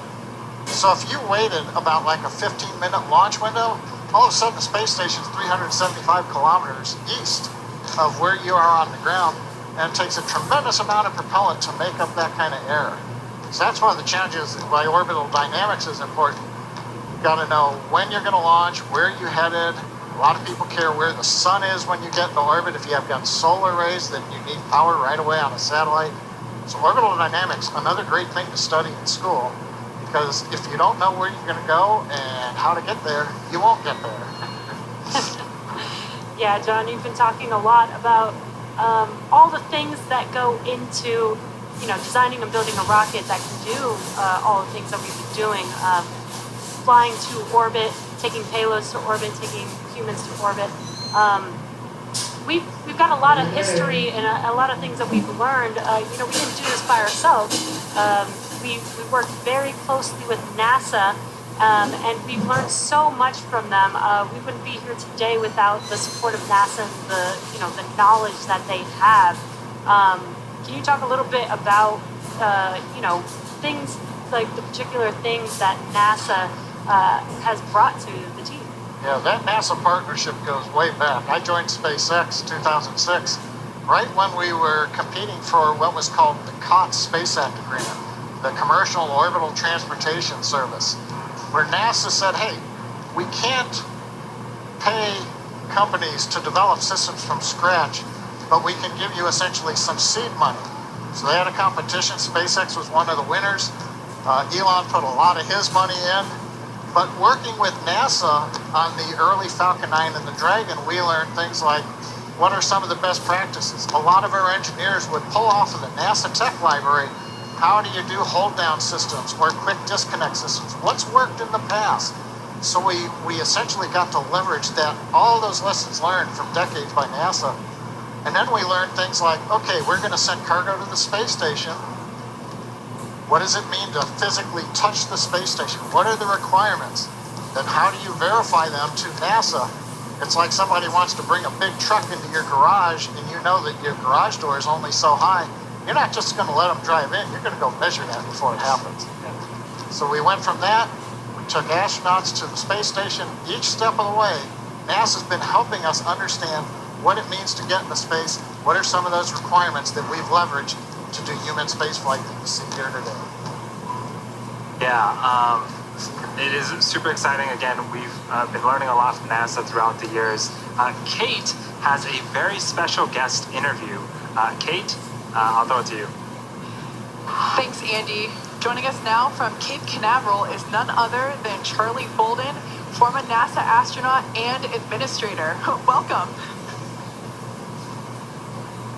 Kate, it's great to be with you, and I was enjoying listening to the story, and I think you all are being somewhat modest. We learned quite a bit from SpaceX as we began to partner also. Thank you so much for that. Now, Charlie, like I mentioned, you were a NASA astronaut that then became the NASA administrator, and that happened at a pivotal time both in the history of NASA and commercial space. Were either one of those roles something that you dreamed of doing as a kid? No, as a matter of fact, I tell kids all the time, I never dreamed of being an astronaut because I grew up in the segregated South, and that was not something that was going to happen. I had no desire to fly airplanes. I thought flying was inherently dangerous. But at the age of 12 in 7th grade, I fell in love with a place called the United States Naval Academy, watching a program on television called Minneapolis. And I struggled to get there. And when I finally got there, that led to my going into the Marine Corps, which led to my going to flight school, which led to my going to test pilot school, which led to my meeting the late great Dr. Ron McNair, who was the first space shuttle astronaut selected. And he's the guy that embarrassed me into applying for the space program. So I kind of fell into it. I don't recommend that kids follow my example. Well, it sounds like you've had quite the journey throughout your career. And speaking speaking of journeys, we talked a little bit earlier about the history of Pad 39A, which we see over your shoulder there in the distance. How does space travel look different from the days when you were an astronaut compared to the last 10 years or so? Kate, I think it's dramatically different. I mean, the techniques, the orbital mechanics, everything, all the laws and everything are the same. But it's the face of space flight today that is dramatically different. I'm so excited to be here this evening for this launch because, I was telling somebody earlier today, just the thought of having an all-commercial crew of non-professional astronauts lift off from the same launch pad that Neil Armstrong and Buzz Aldrin left before they stepped on the moon is just flabbergasting. It's sort of it's the complete cycle of a tale to get us from where it was nothing but government to where now we can actually have an all-civilian, all-commercial flight where NASA's really not involved at all, other than being the host here at the Kennedy Space Center. And we're so thankful that you guys are able to host us. Now, if SpaceX were hosting you on today's mission, imagine if you were part of the Inspiration 4 crew, what 2 or 3 personal items would you want to take with you? I love listening to each of the crew members talk about what they took, and on each of my flights, my very first flight, as a matter of fact, since I didn't know whether there would be any more, I took a ring that had belonged to my mother. I actually wore a pearl cross that she had worn since she was a child because it meant a lot to her.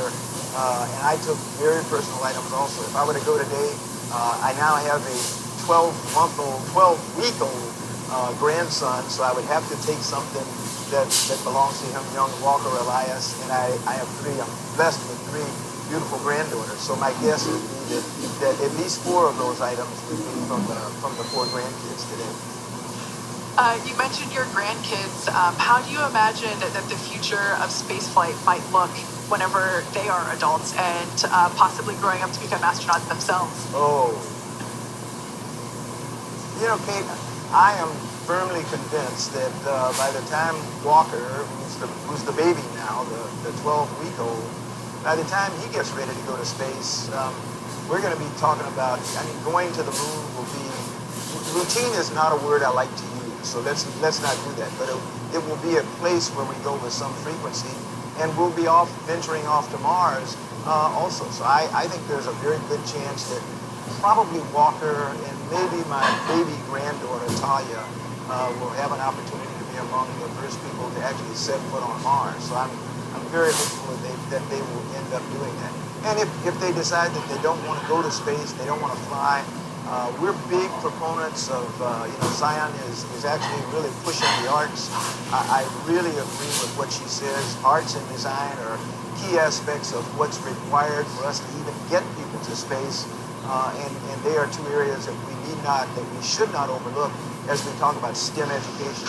But the arts and design are what gives us as an example, the wonderful spacesuits that the crew is wearing today. Some designer actually sat down and thought about that. That's not aerodynamic. That's actually a little arts and design. So I think the world is the oyster for my grandchildren, and I'm excited about it. Yeah, you're absolutely right. You add the A into STEM and you get STEAM, right? Now, years ago at exactly right.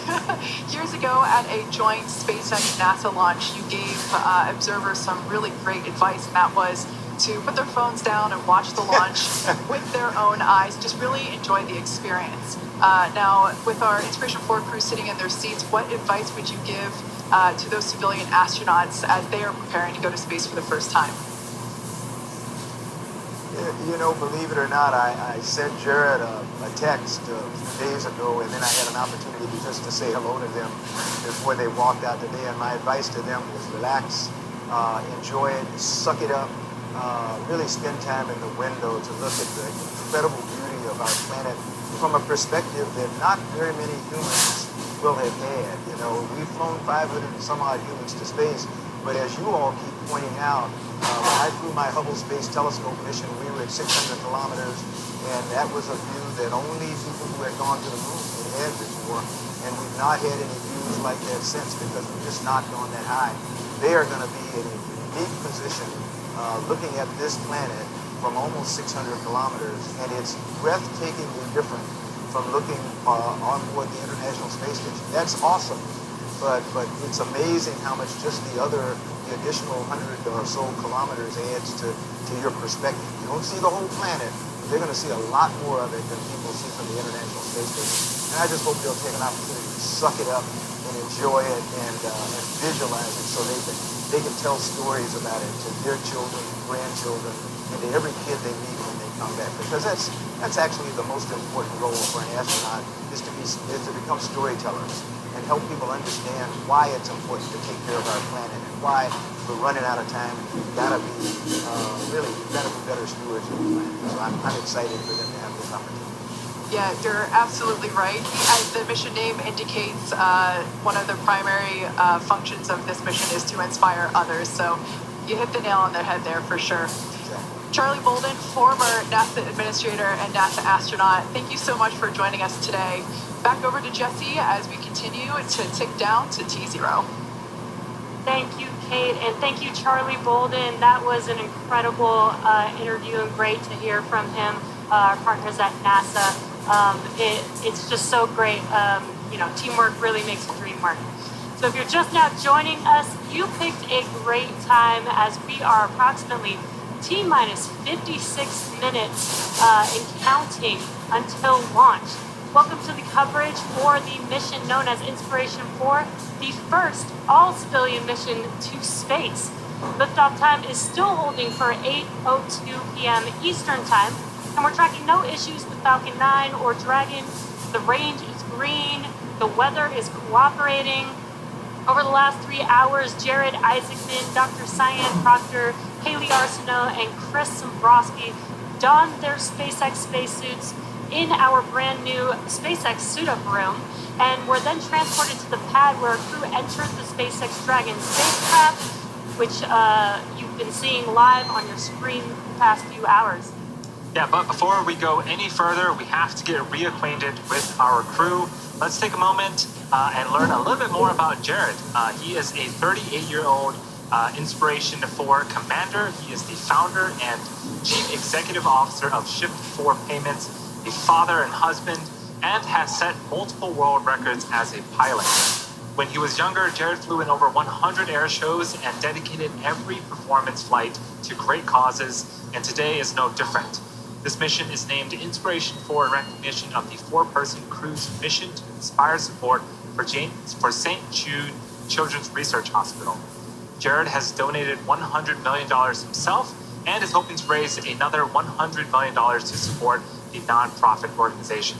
This $200 million goal for St. Jude Children's Research Hospital would not be possible without Jared's dedication to a greater cause. Here's more about the New Jersey native and self-described aviation and aerospace fan. I grew up in New Jersey, and when I was a kid, I wanted to grow up and be a doctor. My older brother's a doctor. I watched the show ER as a kid. I thought that's pretty cool. I think saving lives is a pretty important thing. But life took me in a different direction.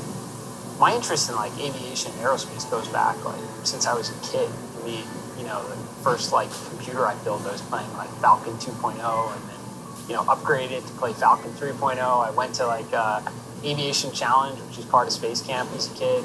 I was a observer of SpaceX from the outside looking in, like a lot of people, and then my opportunity to kind of see what the inside was like began in October of 2020 when the idea of Inspiration 4 started to come about. A big part of what we're trying to achieve with Inspiration 4 is to send an inspiring message really to the world about what is certainly possible up there in space, but also what we can accomplish here on Earth as well, which is why, this massive fundraising effort for St. Jude Children's Research Hospital is such a big part of our mission. To me, having some balance where you're trying to tackle a problem of today so you can earn the right to keep making progress tomorrow. It's just a philosophy I've tried to live by for some time. The advice I would give my younger self, you can aim high, you can dream big, and even things that people would say is next to impossible, you can accomplish it. I totally believe we all have, that fundamental obligation to leave the world a better place than we found it. I'm Jared Isaacman, and I'm the commander of Inspiration 4. For this first all-civilian mission to orbit, Jared wanted his crewmates to represent the best of humanity, pillars he's identified as leadership, hope, generosity, and prosperity. As commander of the mission, Jared holds the seat of leadership. For the seat of hope, Jared went to St. Jude and was introduced to Haley Arsenault. Haley is from Memphis, Tennessee, and serves as the medical officer of the Inspiration 4 mission, overseeing medical care and experiments. When she was 10, she was diagnosed with bone cancer. St. Jude Children's Research Hospital helps her with groundbreaking treatment, including chemotherapy and limb-sparing surgery that resulted in replacing her femur bone with a prosthetic. Now she is currently a physician's assistant at St. Jude Children's Research Hospital, the same place that saved her life so many years ago. At 29 years old, she represents a couple of firsts for this mission that's already the first civilian mission to go into space. Haley will be the youngest American to go into space and the first person to go into space with a prosthetic body part. Here's more on Haley, who occupies the seat of hope on the Inspiration 4 mission. I'm so excited to be going to space, and I'm just a regular person. I am so lucky that I got a phone call asking if I wanted to go to space. I'm from Louisiana. I was a super active, super outgoing kid, involved in everything, and I actually had just gotten my black belt in Taekwondo a couple days before I was diagnosed with cancer. I definitely am excited to represent those that aren't physically perfect. I want to bring this experience back and share with everyone I encounter, and just what this represents for the new age in space travel and who can be an astronaut. I've thought a lot about launch day. I've even had some dreams about launch day, and I still don't know what will be going through my mind. I know I'm going to be incredibly excited. And of course, I have the window seat. Looking out the window and seeing Earth from space is going to be so incredible. Can't even put into words. What I'm absolutely most excited about is we're going to call the St. Jude patients from space. And I'll get to video call these kids that I've gotten to treat, and these kids going through cancer treatment and getting to show them what life after cancer can look like. It's been incredible for me to watch how much this mission has already touched the kids at St. Jude and how much hope it's given them. I love this one little girl I talked to recently. She said, I can't wait to be an astronaut. Like, there was no if in there. She just couldn't wait for it to happen. I think that's what hope is. I am Haley Arsenault, Medical Officer of Inspiration 4. As part of the effort to raise money for St. Jude, Jared decided to give away one seat to a person at random who donated to St. Jude's cause. That seat, the seat of generosity, went to Christopher Simbrowski. Christopher Simbrowski of Seattle, Washington is the mission specialist of today's flight, helping to manage payloads, science experiments, and communications to mission control. He is a 42-year-old mechanical and diagnostics lead at Lockheed Martin and a United States Air Force veteran. As an amateur astronomer, he grew up with a natural curiosity about outer space and even worked as a U.S. space camp counselor. He was awarded the seat of generosity after contributing to a special fundraising campaign for St. Jude Children's Research Hospital. Let's meet Chris, the Inspiration 4. 56.PD, the propellant load go, no go, pull it now open.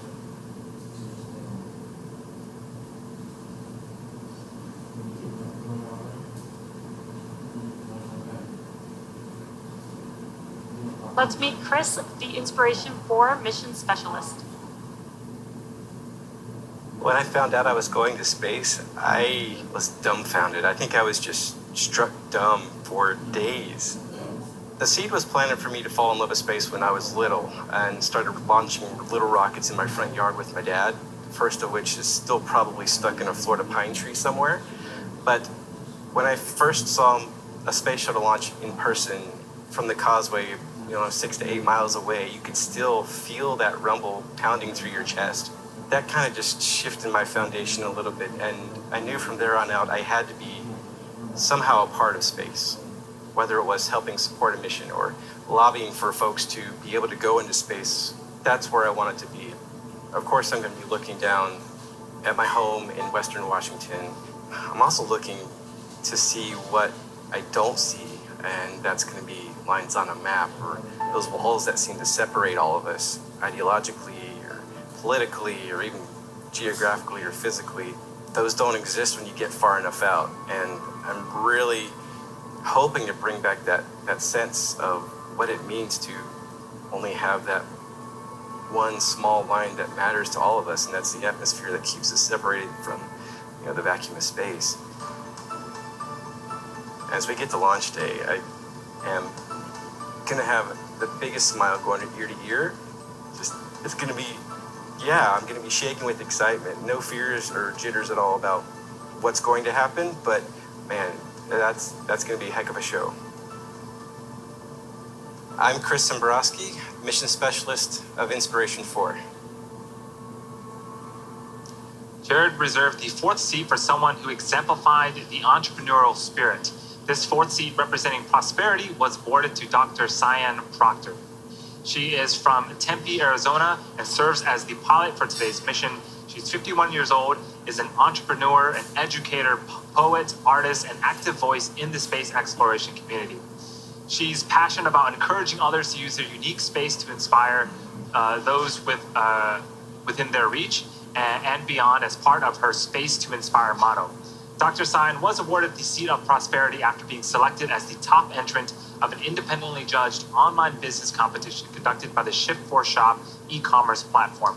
Here's more about Dr. Proctor and her love of exploring planet Earth. The day of launch, I'm going to be thinking about how my entire life has led up to this moment. I was born on the island of Guam, and the reason why I was born there is that my dad worked for the NASA tracking station. And so I feel like space has always been a part of me. When I got that call, that Zoom, and Jared was on there, and he said that, they picked me for the prosperity seat, that I was going to go to space with him and be part of the Inspiration 4, it really was like getting the golden ticket for Willy Wonka. Everything in my life finally came into focus, and I realized that it was all about this moment in time. I won the prosperity seat for Inspiration 4, and I did that not as a geoscientist or an explorer or an analog astronaut, which are all on my resume. I actually won this as a poet and an artist.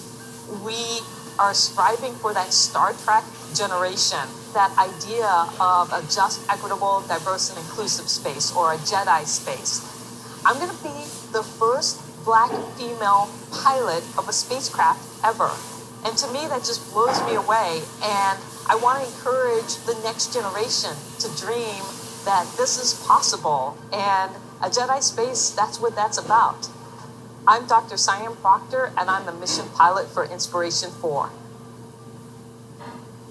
Coming up on T-minus 45 minutes, we're waiting for the launch director to give instructions to the team. The team is ready for crew access arm, propellant load, and launch. For non-urgent no-go conditions, brief the CE or LD, and they'll approve aborting the countdown. For urgent issues affecting the safety of the operation, operators shall call hold on the countdown net. Launch control will abort the launch auto sequence immediately and proceed into the launch abort sequence. At T-minus 10 seconds, launch control will be hands-off and relying on automated abort criteria for the remainder of the count. Operators advise the launch director whether structural breakup or fire is imminent or occurring per Dragon manual escape flight rules. In the event of a fire alarm, key operators will remain at their post while the alarm is evaluated. In the event that personnel safety is threatened, evacuate to the south-facing emergency exit, which leads directly outside. Launch control, you may proceed with arming the crew arm for movement. There you've heard the instructions and a great view from the camera on the fixed service structure looking down the crew arm. SpaceX team has been pulled, 7 operators on Falcon 9 in firing room 4 at Kennedy Space Center. They've indicated they are go for propellant load in the Falcon 9 and launch. The crew is given a go. The Dragon team's given a go. We're moving into the next of the major steps, retracting the crew access arm. This will take a couple of minutes. We're going to follow that by arming the launch escape system, and then in T-minus 35 minutes, begin propellant load of the Falcon 9.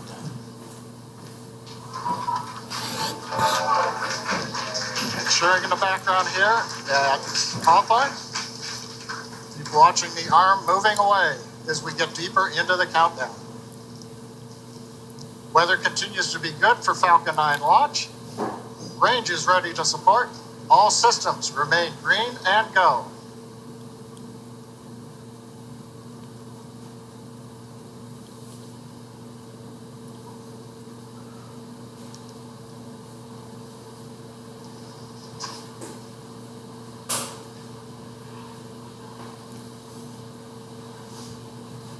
Arm continuing to move away. Once it's in position, we ought to hear the instructions to the crew to close and lock their visors, and then arm the escape system on the Dragon spacecraft.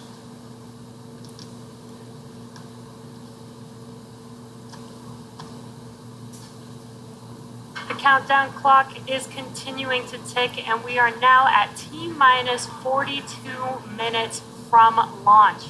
We're standing by the crew arm. The crew access arm has retracted, and that is one of the last major visual milestones that we'll see in preparation for liftoff, and it's slowly moving back here. Should conclude shortly. And shortly thereafter, once the crew arm has been retracted, we should hear the call out that the launch escape system is armed, and from there we'll hear that Falcon 9 prop load has started. We saw our Inspiration 4 crew members suit up about 3 hours ago in our brand new suit up room located in the Falcon support building. Access arm retraction complete. That is good news. The crew access arm has finished retracting away from the vehicle. So the team suited up at... SpaceX, or go for section 7 of 4.100. Close visors and arm the launch escape system. And copy that, SpaceX. We're going for section 7 of 4.100. We're closing visors and arming LES.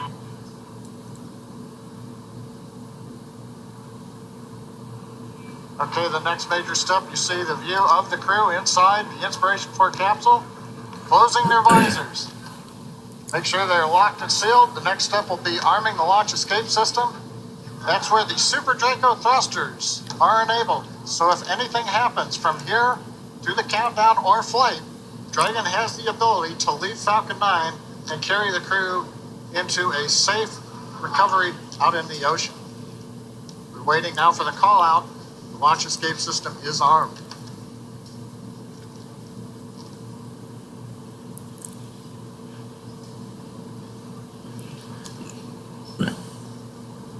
Yeah, John, you mentioned the launch escape system, and Launch escape system is verified armed.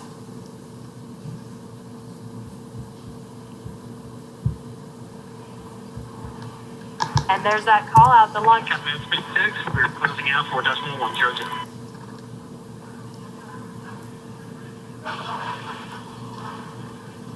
Copy that, Dragon. There's that call out. The launch escape system is now armed. And again, this is the first of its kind escape system to provide this escape capability all the way to orbit. You can hear the team here is getting really excited as we march towards T0. So the launch escape system, let's talk a little bit more about that. It utilizes the Super Draco engines that are installed into the Dragon capsule.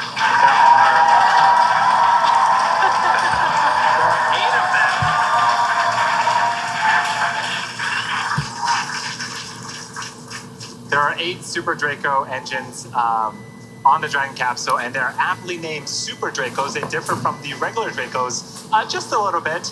The Draco engines that are on the Dragon that help in in-orbit maneuvers, those produce about 90 pounds of force in the vacuum space. A single Super Draco engine produces 15,000 pounds of force. And so altogether, it produces over 120,000 pounds of force, and that is what is needed in case of an emergency to accelerate the Dragon capsule and crew away from any type of emergency. Exactly. And like you said, those Super Dracos are just super powered Draco engines. And the only time they are ever utilized is in that launch abort procedure. So we are not expecting to use them today, but we do take safety very seriously, and we take every measure possible to ensure that the crew has options and has an escape in the worst of scenarios. And like Jason mentioned before, it's the first of its kind and provides an escape capability for the crew all the way to orbit. Yes, so that launch escape system is currently armed. Once in orbit, we actually disarm that, and we'll be relying only on the Draco engines from there on out. Yeah. Now, next up, we will be having prop load begin, and this is basically when when Falcon comes alive. We begin to load liquid oxygen and rocket-grade kerosene, also known as RP1, into both the first and second stages. Dragon is already fully loaded. The fuels for Dragon, the hypergulls, get fully loaded down the street from pad 39A a week or two in advance to launch. So it's already locked and loaded. Up next is the prop load for Falcon 9. One thing while we've got a moment, we were talking about Super Dracos and contingency aborts. You will hear call-outs probably during the ascent, stage 1A, stage 2A, stage 1B. Tanks will be venting for propellant load. That just means various points in time, if an escape was necessary, the Dragon flight computer is programmed to do different things. How long the engines will burn, how long it'll wait to coast to apogee, what it'll do to come back down when the parachutes are deployed. So when you hear those, it's usually the crew giving the call out and the ground echoing it. That just indicates we are moving farther and farther away from the launch pad. And so if a contingency arose, different sequences would be performed in the Dragon flight computer.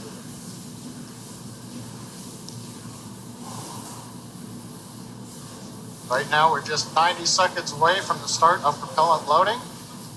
We're at T-minus 36 minutes, 26 seconds. Everything continues to look good for Crew Dragon's fourth launch with people. Today, the first all-civil mission to low Earth orbit. Now we should hear a call out right at T-minus 35 minutes when propellant load begins. Propellant loading will start on the first stage with liquid oxygen and RP1 kerosene fuel. We'll also begin loading kerosene fuel on the second stage. And it'll take us a little bit deeper into the countdown before we put liquid oxygen onto the second stage. And everything wraps up inside the last 10 minutes with the very last propellant finishing up at just T-minus 2 minutes. So there on your screen is the Falcon 9 rocket at pad 39A, and at the very top is the Crew Dragon capsule where the Inspiration 4 crew awaits liftoff in just about 35 minutes. Again, if you're just joining us, this is the first all-civilian mission to orbit, aka these are non-professional astronauts. They're people like you and me that are they're going to be going up to 575 kilometers. They're going to be orbiting Earth there at that altitude for 3 whole days. So you can hear the voices in the background here that are getting a little louder. The excitement in the building here at SpaceX headquarters is certainly growing. Propellant load has started. Especially with that call right there. We're inside T-minus 35 minutes. We are right on time. Propellant load start call out has begun. The fill and drain valves for the first and second stage fuel tanks and the first stage liquid oxygen tank now coming open. Ground system pumps beginning to push the propellant into the Falcon 9. As we said, that'll continue all the way down to T-minus 2 minutes. We'll hear call outs and bring status as we go through the countdown. But currently, everything looking good at pad 39A for the launch of the Inspiration 4 crew in just over 34 minutes. So our crews, like Kate mentioned, are at the top of the vehicle sitting inside of the Dragon capsule. Jared, Cyan, Haley, and Chris have been training for this journey pretty much ever since the announcement that they've all been selected as crewmates for the Inspiration 4 mission in March. What's super cool is that they are going through the same exact Dragon training as our NASA astronauts. In order to get to visit low Earth orbit, our teams at SpaceX have spent hundreds of hours teaching the crew about orbital mechanics, how to live in space and microgravity, and even running simulations of what a full mission would look like while seated inside of Dragon. Yeah, the Inspiration 4 crew has completed numerous simulations, including a 30-hour and 12-hour end-to-end simulation in our Dragon trainer. They trained not only at SpaceX, but they also did a few other trainings, centrifuge training. They flew some fighter jets together, did some aerobatics in these jets, some flips, and experienced some real G's before this mission today. Yeah, they even got to pilot the jets themselves, which was super cool to see. They also completed a zero-G flight, which you can see them there, almost like superheroes. They even climbed Mount Rainier in Washington, which looks like a very difficult hike. Yes, I think during the docuseries, it was almost a whiteout condition, but they kept trekking along. It was almost 10 hours of hiking, 4,000 plus feet elevation, one of the serious hikes that you can do up in Washington. Yeah, some great team building, and they even signed their Falcon 9 booster that is sitting on the pad, and that is them with their signatures on the vehicle that they will be lifting off in just over 30 minutes from now. This team has studied nearly 100 different training lessons covering all aspects of the mission. At the end of training each week, the crew recorded video diaries of their experiences. In their own words, here's the crew talking about their various training over the last 6 months. Jared Isaacman here, Commander Inspiration 4, and we're like 4 months and a day away from our intended launch date. This week was really intense because we had a lot of the systems. We got to go into the sim. Going through some CRM training and looking at what the mission overview is going to look like. Talked a lot about teamwork and the SpaceX culture. Week 2 of training at SpaceX complete. This was a heavy week. I just completed another week at SpaceX, and it was intense. A lot of good building blocks. So you start in the beginning of the week with smaller things like losing comms to, okay, some circumstances are not so good, and then some get really bad where you have to, plan an emergency deorbit, which we initiate ourselves in that. But man, challenging. I didn't realize how much upper body strength I need, so I need to hit the gym the next couple of months and build up some more muscles. Today was my favorite day of training because today was the medical training day. Learn some more about some of the medical experiments we're going to be working with and helping to advance what we know about humans in spaceflight. We've all contributed all sorts of fluids now to the greater scientific cause. But the best part is we all got in our spacesuits together. We got to wear spacesuits, strap into the simulator, and feel like we were actually going to space.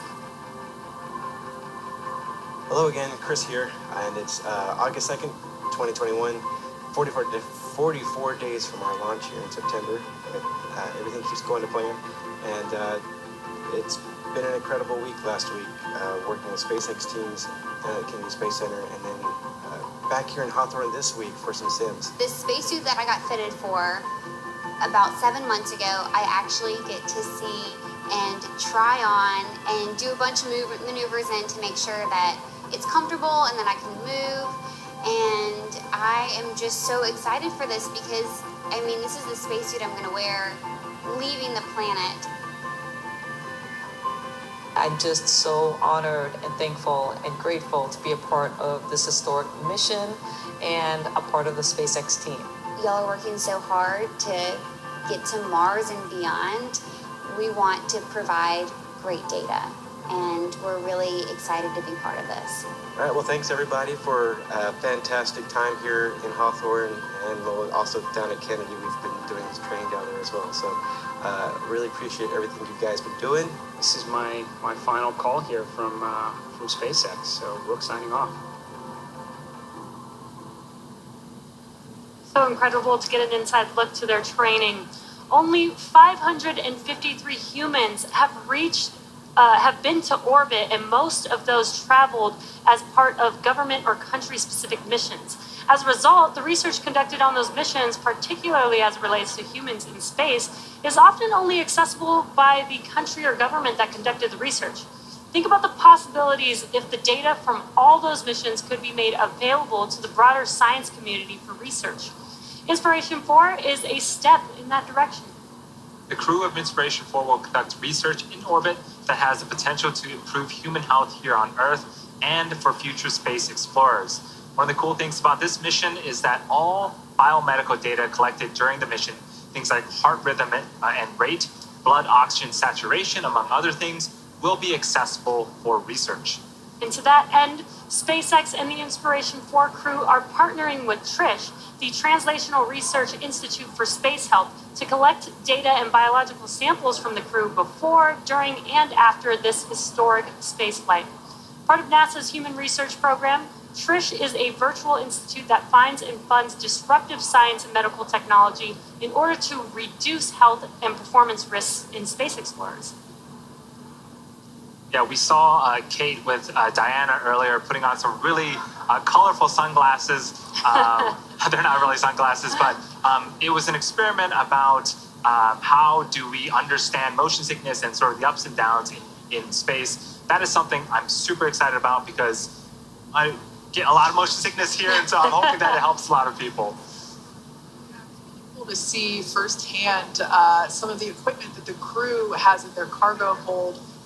Like we've said before, this is a science mission in addition to it's a 3-day science mission basically. And one of the other things that Diana showed us was the ultrasound reader and how the intracranial fluid changes while you're in space. So lack of gravity essentially means that instead of the fluids in your body being concentrated towards your feet, they kind of they equalize towards your head, which can affect vision.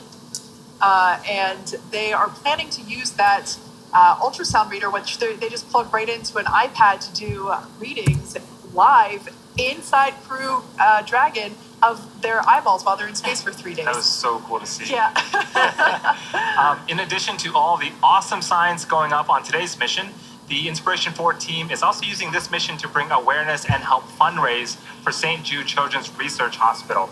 The Children's Research Hospital opened in Memphis, Tennessee in 1962, and ever since has been committed to finding cures for kids with cancer and other life-threatening diseases, regardless of their socioeconomic status, race, belief, or ethnicity. St. Jude has invented treatments that help to push the overall childhood cancer survival rate from 20% to more than 80% in the United States. In developing countries, that number is unfortunately not that high, with fewer than 1 in 5 children with cancer surviving. St. Jude has a bold mission to change that. The Inspiration 4 mission is part of an ambitious fundraising goal to give hope to all kids with cancer and other life-threatening diseases. The goal is to raise $200 million for St. Jude. Jared already committed $100 million. Jared already committed $100 million of his own money, and the team has raised about $30 million so far, but we still have a ways to go. If you're watching on YouTube, you'll notice that there's a donation button where you can make your own contribution. Any amount, big or small, makes a big difference, and it's super easy to do. So go ahead and click the donate button and give what you can to help save a child's life. Beyond the good this mission will do for science and childhood cancer, this mission is also exciting because it's the debut of the new Dragon cupola. I think we have some footages here of the cupola. It is going to be the largest continuous window in space ever by a factor of 2 and has over 2,000 square inches of viewing area.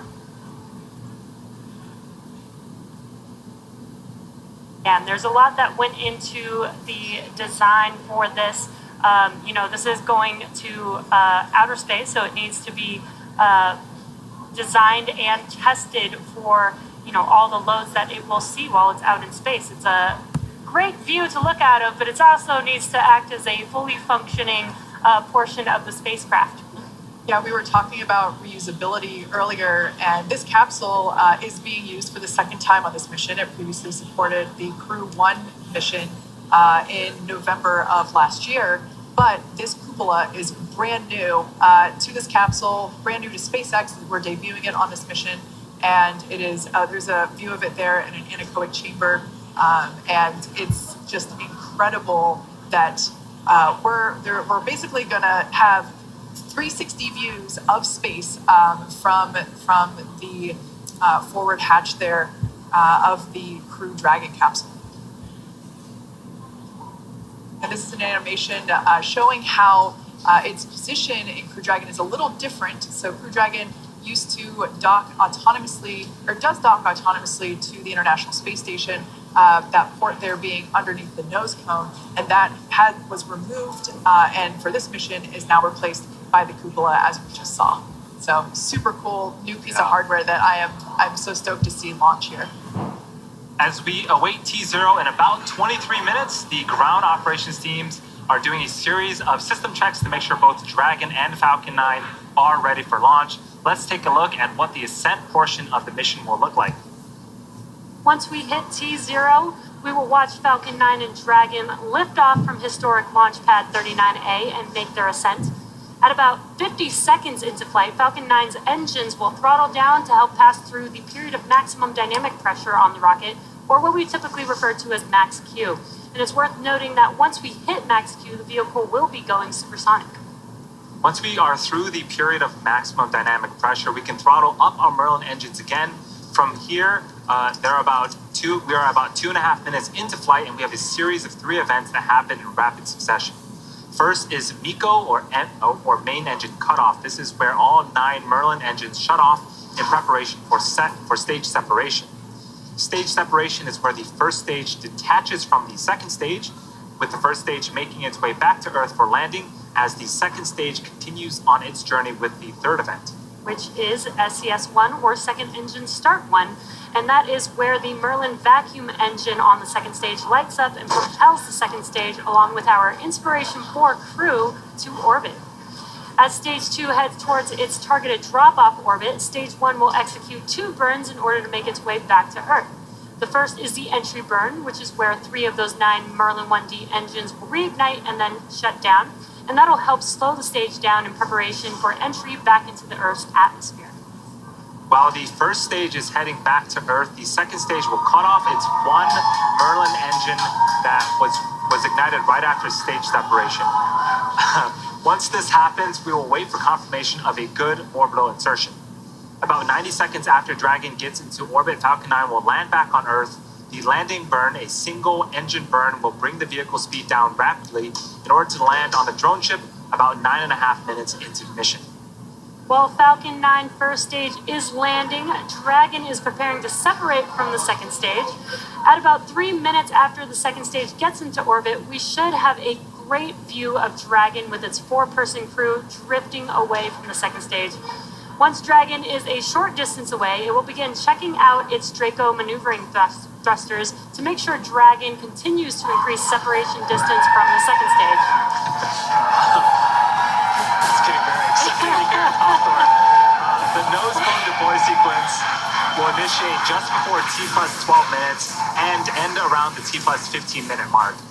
We do expect to see our first glimpse of the Dragon cupola in outer space at this time. We've just heard it. T-minus 20 minutes, 5 seconds counting. Stage 2 fuel load is complete. Now we're under 20 minutes to liftoff. Been a wonderful day for today's Inspiration 4 mission, the first all-civilian mission to space.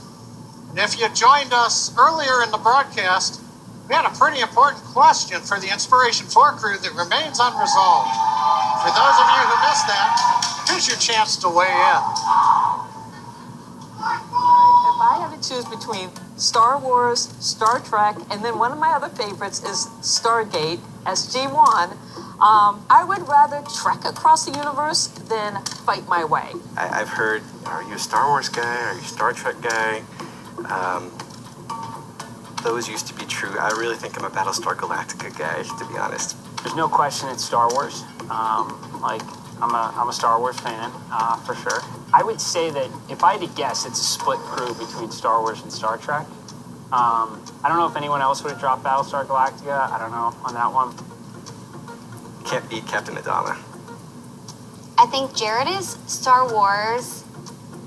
Cyan is Star Wars. Chris is the wild card, but I think he's Star Wars. Oh, Jared is definitely Star Wars. I think Chris is probably Star Trek, but I'm not 100% sure. And I would think that Haley, she's the youngest, so I think maybe Star Wars. I think Star Trek is too old for her. Oh, I'm Star Trek all the way. I wanted to be Bones. I kind of am a medical officer, so. I don't know if we're like completely unified around that. I mean, there is other, sci-fi, spacey stuff that comes before Star Trek. Okay. They don't know they're wrong. Like that just they learn that over time. Like I like Jared's last little comment there. They don't know they're wrong. When you're the commander of the mission, I wonder what your vote counts. Just under T-minus 18 minutes, everything continues to go well. We're getting ready to start LOX loading on the second stage. That'll bring us another step closer to launch at 8:02:56 p.m. Eastern Daylight Saving Time.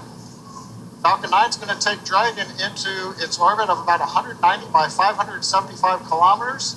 Shortly after that, we will raise Dragon's orbit to 575 kilometers in a circular orbit, higher than the space station, higher than the space telescope. For 3 days, a series of amazing views that Jared and the team should have looking through the windows and the cupola up there on the Inspiration 4 Dragon. This crew will see about 15 orbits a day at this altitude. They'll get to experience 15 sunrises and 15 sunsets, which should be pretty incredible. And just as a comparison, John mentioned the International Space Station is going to take a little less time to orbit the Earth, so they see 16 orbits a day relative to what this Inspiration 9 rocket. LOX load has started.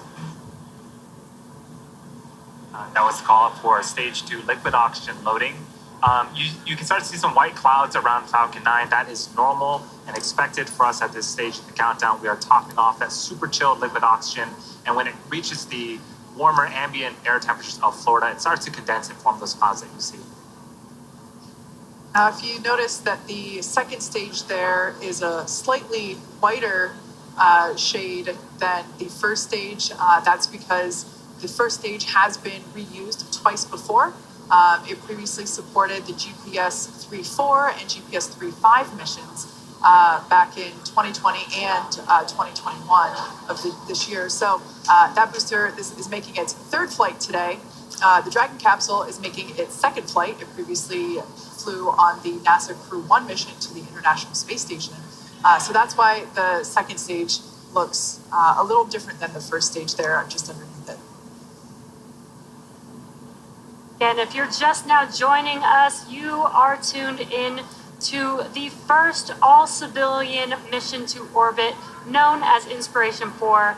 It's getting very exciting here. We're just a little over T-minus 15 minutes from T0. And we started covering the action at T-minus 4 hours with the crew walking out of Hangar X. They made their way over to the Falcon support building where they got suited up. And then we saw them hop in the Teslas, ride up to the pad, go up the fixed service structure and walk down that lit crew access arm that we see there connecting Falcon 9 to the tower. And it's hard to believe that we're now under 15 minutes before launching the first all-civilian mission to orbit. Again, these are 4 non-professional astronauts. They're people just like us, and they're going to be going to space for 3 days. They're going to be orbiting Earth at 17,500 miles per hour. So they're basically going so fast that they won't fall back to Earth until we tell Dragon to do so. And they're going to be going up to a height of 575 kilometers. Yep, and at those speeds and at those altitudes, they're going to be doing a tons of science, which is super cool. And all of that data is going to be available for folks to continue to push the boundaries of what human space exploration will be in their near future.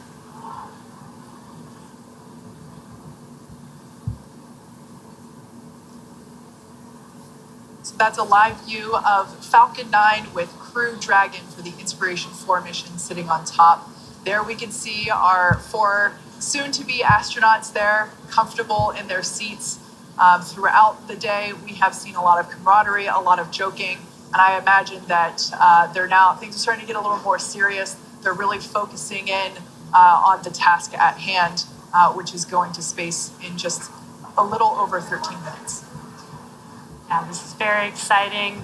If you've been following along, they do have a Netflix documentary following their journey all the way up until this point. And the crew has just been so incredible. It's been so amazing to watch them throughout this whole process, and very excited to see them strapped in their seats, ready to go. We're just inside T-minus 13 minutes, counting down. Everything is still looking good for launch of Falcon 9 and Dragon at 8 hours, 2 minutes, 56 seconds Eastern Daylight Saving Time, coming up very shortly. Falcon 9 did begin propellant loading on time at T-minus 35 minutes. Loading of the RP1 kerosene fuel onto the second stage is complete. That closed out right on time. Fuel loading is continuing on the larger first stage tank. It's about half full right now. That'll finish at T-minus 6 minutes. We ought to hear that call out on the webcast.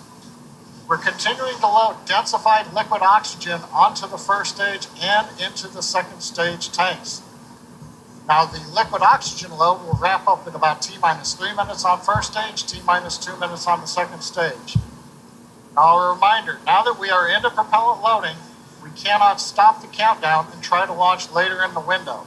So if a problem arises that requires holding the countdown clock, those dreaded words, hold, we don't want to hear, we would have to scrub for the night and try again. We have a launch opportunity tomorrow, just a little bit later, if conditions allow. Condition of the Falcon 9 being go, the range is go. Weather, we've had great cooperation out of the Florida weather, both ground level, upper altitude, and around the world at the contingency landing sites. On the Dragon spacecraft, Dragon mission director and that team have reported no issues. They've done their communications checkouts. The crew access arm that you can see is retracted away from the Dragon spacecraft. We armed the launch escape system on time. On the right-hand side of the monitor, you can see the 4-person crew strapped in, and they are ready to go. Coming up in about a minute, we're going to get final instructions to the crew at T-minus 10 minutes.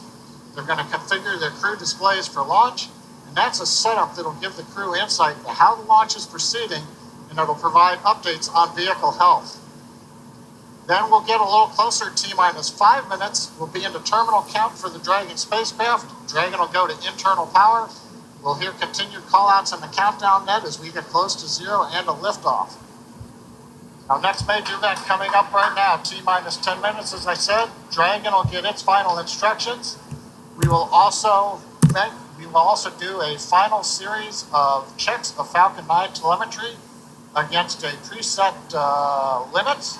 Make sure that all systems are go, and then we'll be moving from there into the closeouts on propellant, chilling into the engines to get ready for engine ignition down at about T-minus 2 seconds.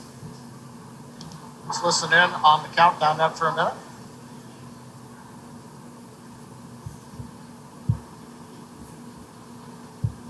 Dragon SpaceX, confirm crew displays are configured for launch. SpaceX Dragon, our displays are configured for launch. Copy that, Dragon. And it has been an absolute honor to prepare you for this historic flight. Today, you are truly inspiring the world. We wish you a great mission, good luck, Godspeed, and enjoy the ride.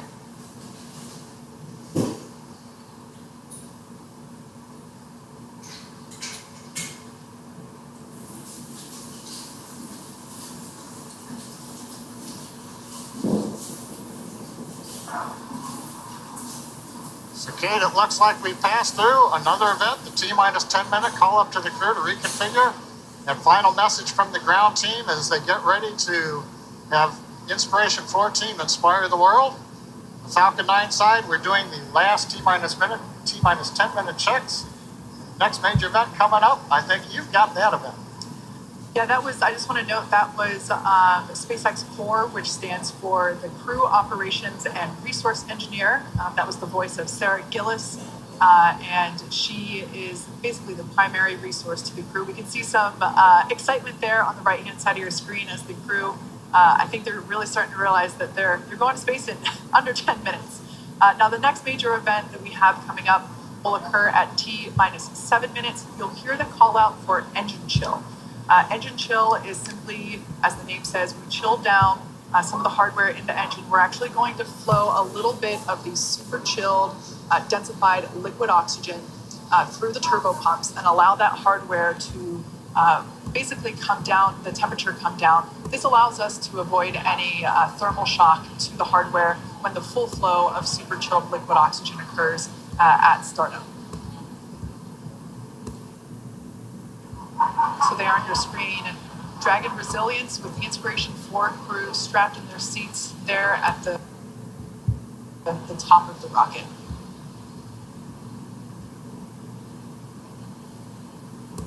Once again, if you're just joining us, this is the first all-civilian mission to orbit, and they are going to space in 7.5 minutes.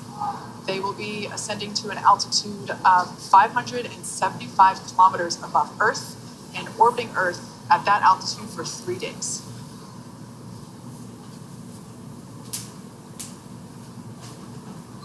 There's that crew there on your screen. On the far left seat is Chris Zembrowski.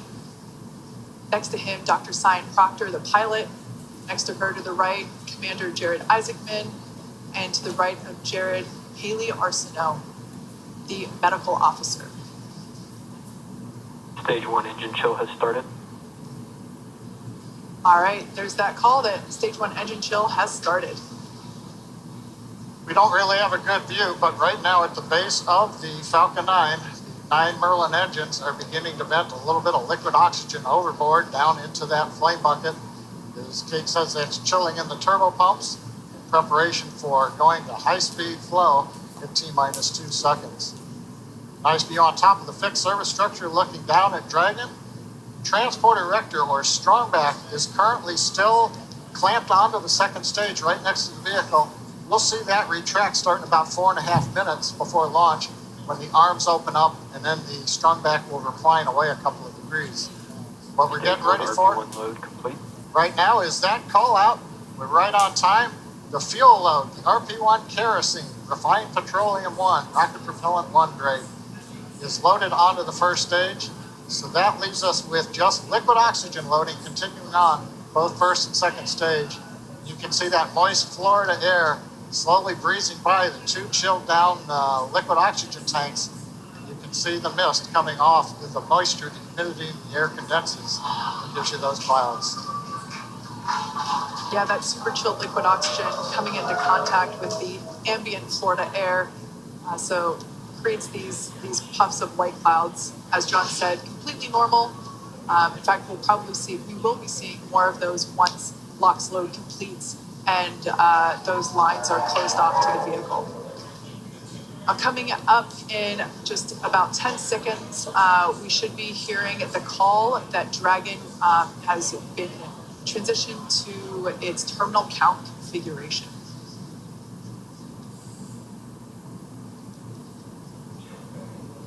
Dragon has transitioned to configure for terminal count.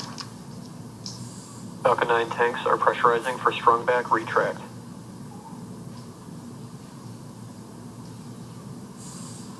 Everything continuing to go on schedule. We're beginning to pressurize the tanks. That'll help stiffen the second stage up as the 2 hydraulic clamp arms will open up coming up here very shortly.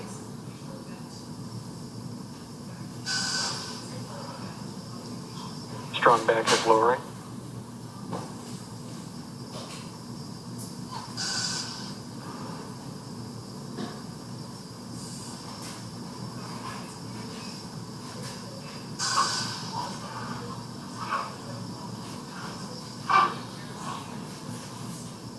As you can see on the timeline there, at the bottom of your screen, the strongback retraction is the next major event. In fact, the last physical event or modification to the pad prior to liftoff.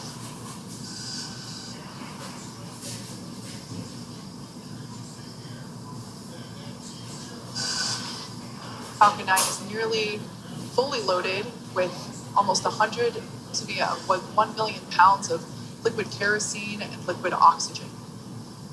That liquid oxygen is what we see venting there, those white clouds. All right, there on your screen, you can see that the strong back is beginning to retract. And Kate, that strong back will move back just a couple of degrees you see here. Then at T0, when the Falcon 9 sends the liftoff command to the ground to release it, hydraulics will bring that strong back the rest of the way to about a 45-degree position at liftoff. Stage 1 launch load complete. We've got the call out right on time. First stage liquid oxygen loading is complete. Shutting down the ground pumps. We're down to just loading second stage liquid oxygen.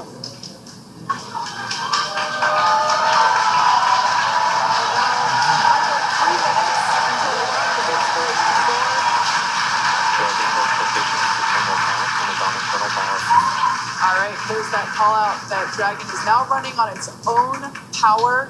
It is no longer connected to the power systems of Pad 39A. As you just heard, the crowd is super excited here at SpaceX headquarters in Hawthorne, California, as we are now under 2.5 minutes until the launch of the Inspiration 4 crew.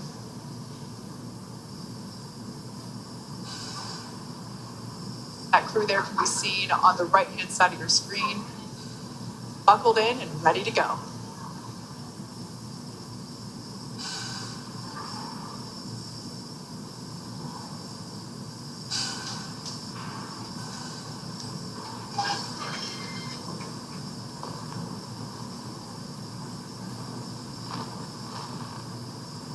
Stage 2 LOX load complete.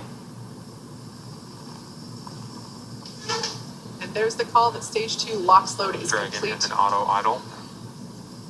Falcon is now fully loaded with all of its propellants. Closeout will begin shortly. Expect loud venting. Announcement to let the crew know that as we vent off various lines on the launch pad, we'll hear some loud noises. Let the crew know that's planned. We're also right now draining the liquid oxygen out of the transporter erector, draining the lines, getting ready for launch. Waiting for the startup call at T-minus 1 minute.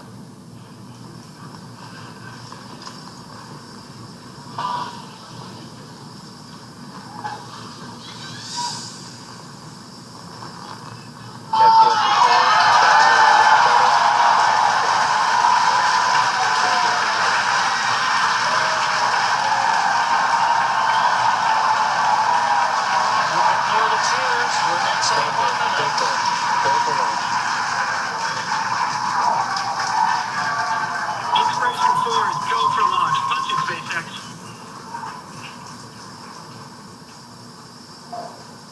Commander, call it 30 down. seconds. Punch it, SpaceX.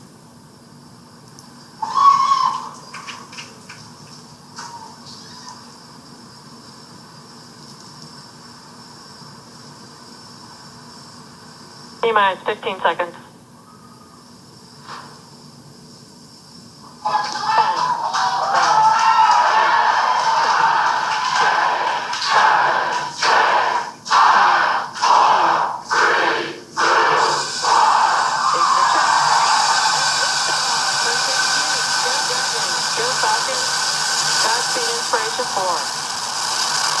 1 Alpha. Vehicles pitching downrange.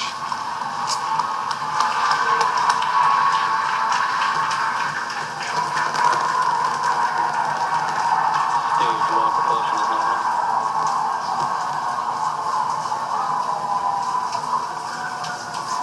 T plus 30 seconds. Call-outs indicate nominal.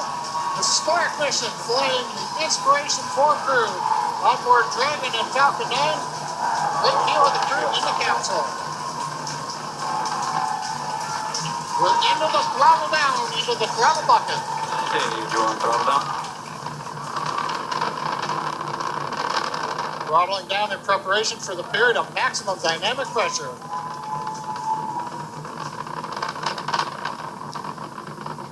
And then the flight. 9 is supersonic.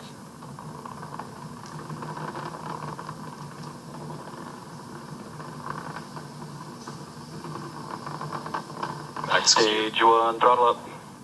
We're through the period of maximum dynamic pressure. Copy, We're 1 throttled Bravo. back up, and 1 Bravo, the call out from space. That's one of the abort sequences. That is a nominal call. Everything continues to be good.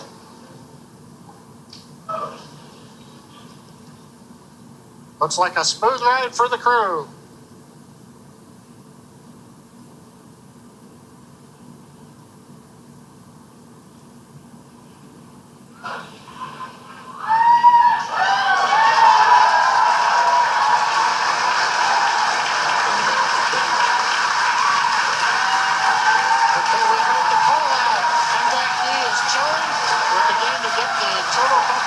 Second stage engine for ignition. We're passing through 3G's acceleration. Everything continues to look nominal. Wow.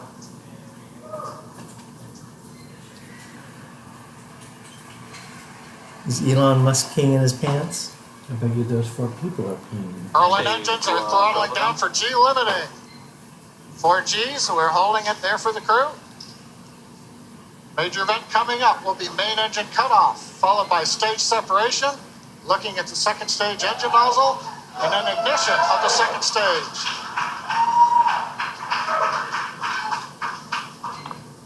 And Miko. Stage separation.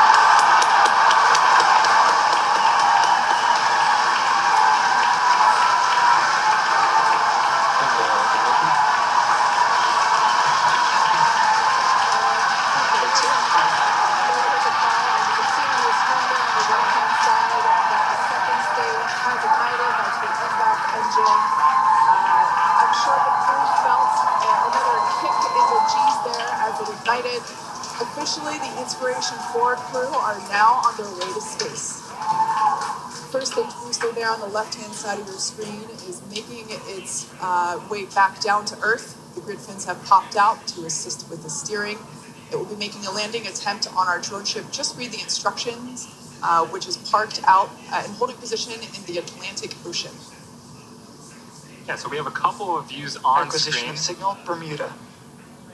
As Kate mentioned, the left-hand side is a view from the top of our first stage looking down. That has already separated from the second stage and is making its way back to Earth. The velocity of the first stage, SpaceX, trajectory nominal, is being tracked on the bottom left-hand side of your screen. On the right-hand side of your screen is a view of our second stage Merlin vacuum engine. On the opposite end of that engine is the second stage and the crew, which sits on top of the second stage. Everything looks to be going normally with them, and you can also track the velocity on the second stage on the bottom right-hand side of the screen. We also have awesome views of the crew inside of their capsule as well. I'm pretty sure during first stage ascent, I saw Dr. Cyan Proctor. I'm pretty sure I saw Dr. Cyan Proctor give us 2 thumbs up. I'm sure she enjoyed this ride that she's been waiting for her entire life. One notable thing too is we're getting some twilight views. The sun just set in Florida, but we're high enough up where the light around the horizon is also reflecting off of very high altitude objects, such as the first and second stages. Dragon, SpaceX, trajectory nominal. Love to hear that call out, trajectory nominal from the guidance engineer. Also notice we're really up there now, well past 100 kilometers. Acquisition of signal, New Hampshire. Just before that view switched, we saw some teammate fist bumps going on there inside of the cabin. Yeah, they look like they're having a fun ride there. And their journey isn't over. We've got about 7 more minutes until Dragon separates from the second stage. Yes, next milestone for this mission is actually going to be happening on the first stage. It's going to be performing a re-entry burn that's going to be coming up around the T+7 minute and 30-second mark. That burn is used to slow down the first stage before it re-enters the denser parts of the atmosphere. A few minutes later, it will execute a landing burn and make an attempt to land on our drone ship that's currently parked in the Atlantic Ocean. Dragon, SpaceX, trajectory nominal. Dragon copies.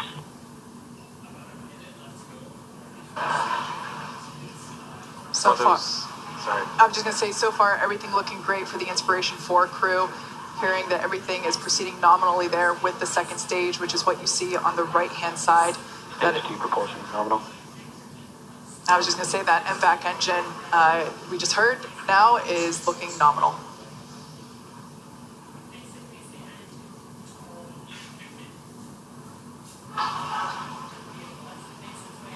about a minute left to go before the first stage performs its first burn. And on your left-hand side, looking at the first stage, you may see those white puffs. Those are the nitrogen puffs helping to steer and guide the vehicle. Basically, SpaceX trajectory nominal. Basically, is the attitude control for the vehicle as it makes its way back down to Earth. There's the crew on the right-hand side of your screen. I think I see some more thumbs up there. Dr. Proctor is clearly excited that she's finally in space. Again, this mission will be orbiting Earth for 3 days, and they will be at an altitude of 575 kilometers, which, if I remember correctly, John you said that is the distance from Los Angeles to the Golden Gate Bridge. There you go. They're going to get there a lot faster. Those 2 FTS are saved. Right now.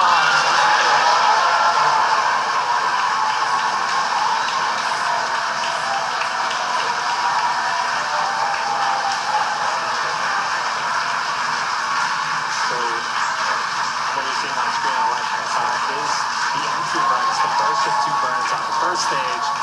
Again, this first stage has already separated from the second stage. So the first stage is making its way back to Earth, trying to land, and the second stage, everything is going well. It is headed into orbit with the crew on board. Actually, there on your screen, you can see a sunrise horizon there with planet Earth just behind the glowing MVAC engine. Stage 2 is in terminal guidance. All on stage 2 of terminal guidance. We're at the altitude. We're working the angular momentum we need to get into the right orbit. If you're wondering, cruise pull about 3.5 Gs right now, less than it took on the first stage flight. So in about 15 seconds, we are expecting... Copy Shannon.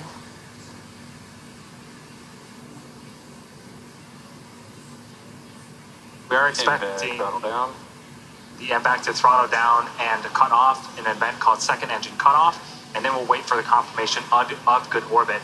At the same time, the first stage will be beginning its landing burn. And here we have the MVAC. We just saw that it shut off its engine. Stage 1, landing burn, go ahead.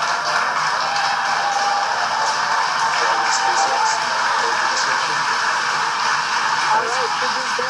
Nominal orbit insertion. That's amazing news for Inspiration 4 crew.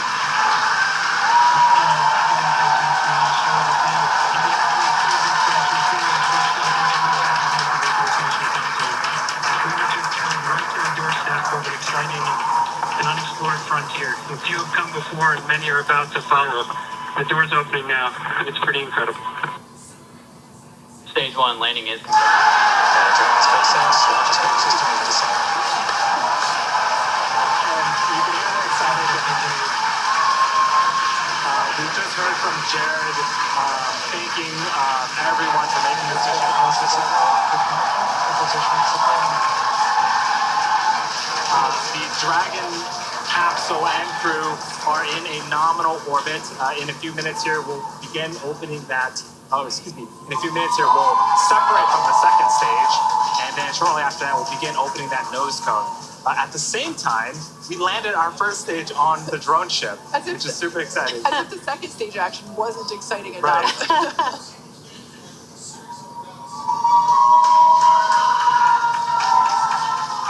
So there's that MVAC engine, like we mentioned before. It has already shut down in an event known as second engine cutoff. And the crew are now gliding, if you will. Now, one thing right now is we're coming up just under 11 minutes in the flight. We're waiting another minute and a half or so before we get into the separation sequence. The second stage is going through a series of events where we make sure that gases are all pushed out of the system. There aren't any what they call disturbance torques. We want to make sure that the second stage is very stable, it's quiet, it's not moving around, it's not doing anything. So we give it a few minutes to actually just vent everything down, then go into quiet mode. Then Dragon will send the command to separate itself from the Falcon 9. It will be pushed away. Falcon 9 stays in orbit for a while until it eventually comes back to Earth, and then Dragon moves on its way. Yeah, John, you talked about the terminal count earlier today, and this is almost similar to that. It's like another check before the next event that happens.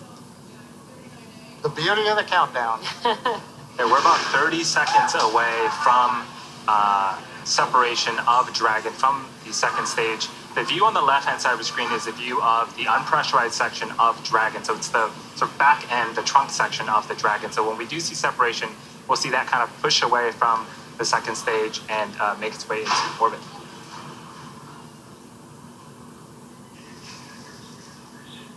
Once again, the Inspiration 4 has lifted off from pad 39A. They are now in orbit around Earth.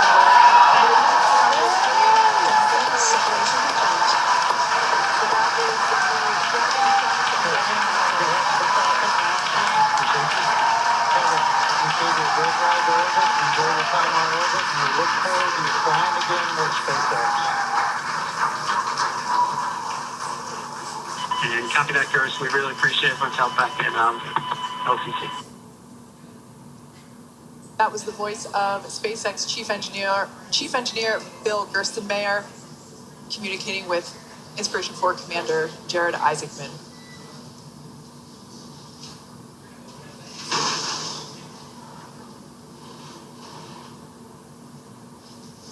So Dragon has separated away from the second stage, and that's the view that we have on the left-hand side of your screen. A lot of space there. The next. Sure. And then the next event that we are anticipating is the opening. Dragon SpaceX, nominal dehumidifier activation and service section Draco checkouts. We're going to open up that nose cone.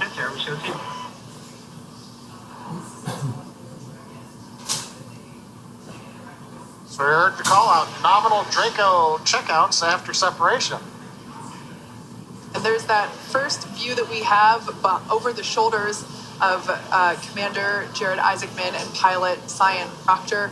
Dr. Cyan Proctor is on the right-hand side, and Jared is on the left-hand side. And this is their dashboard for the next 3 days. These touch screens provide them all of the telemetry and data and information about the systems on board Dragon that they can interact with while on orbit. We can see the zero-G interface floating around. And it looks like it is a little golden retriever.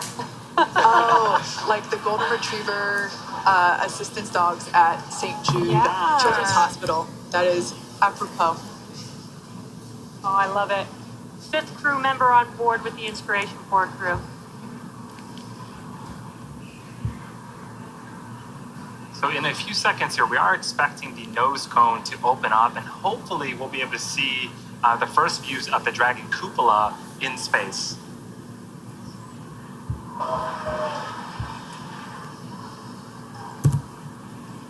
There we can see that they have just opened up their visors.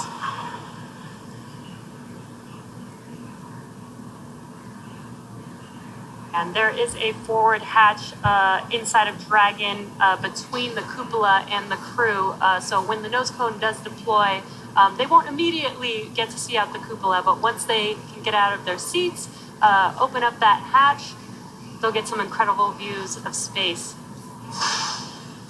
And on your right-hand screen is Mission Control Hawthorne at SpaceX headquarters here.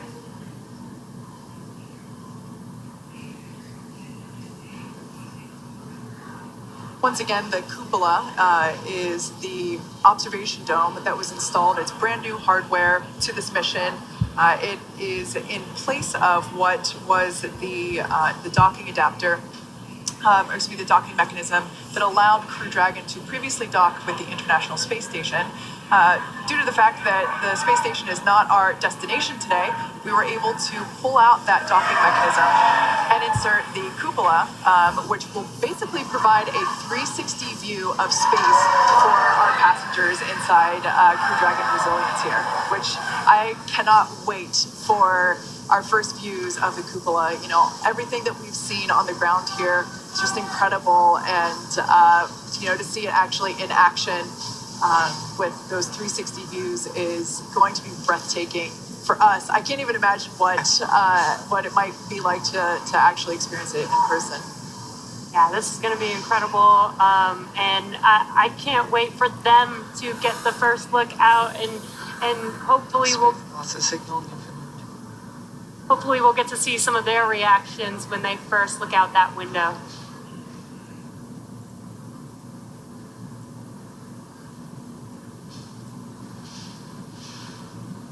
Yeah, so if you are just joining us, this is the Inspiration 4 mission, the first all civilian crew into space. The team had a nominal ascent out of Pad 39A in Kennedy Space Center and are currently in orbit around the Earth. Yeah, what an incredible place to be in right now when we can say we have now put 4 civilians into space, into orbit. It's been an incredible journey for us to get here. We didn't do this alone. There's a lot of history working with our partners, NASA, to get us to this point. A lot of efforts with reusability and reflying vehicles, which we've seen on this mission particularly. We've reflown the booster 3 times. Dragon, we flew for a second time here. First flew on Crew 1 last year. And now Jared, Cyan, Chris, and Haley are out in space. Yeah, it's pretty incredible. Just the fact that these are normal, regular people, non-professional astronauts, and they're now in space. And Okay. and it's just wonderful to know that the access to space has opened up. I believe in the note that Jared relayed back to ground. He said that the door is wide open and the view is spectacular. Of course, they can't quite see out through the dome just yet, as we mentioned before. But metaphorically, it must be an incredible feeling to be on board Crew Dragon at this moment. I bet everyone's super jealous of Haley and her window seat right now. Right. She could just turn to her left and see Chris everything. also has a Chris window also has seat. one, yeah. Speaking of window seats, we are approaching the coast of Ireland. We're 249 kilometers up, so we're heading from the 200 kilometers where we injected to 575, and we'll begin circularizing the orbit. But more importantly, we got into contact with the ground station in England, and they confirmed the nose cone is open. Amazing. So another major event, the hooks that hold it down have opened up, and then the nose cone deploys itself up on its actuator. So that exposes the cupola, and we're going to see if we might get any kind of view here before we sign off. Yeah, and as you mentioned, we aren't going to the International Space Station. We're actually just going out into space, into orbit. So they will be doing a couple burns. Another one will be, or the first one will be 45 minutes into flight, and then another 90 minutes into flight, and that'll take them to their final orbit of 575 kilometers away from Earth.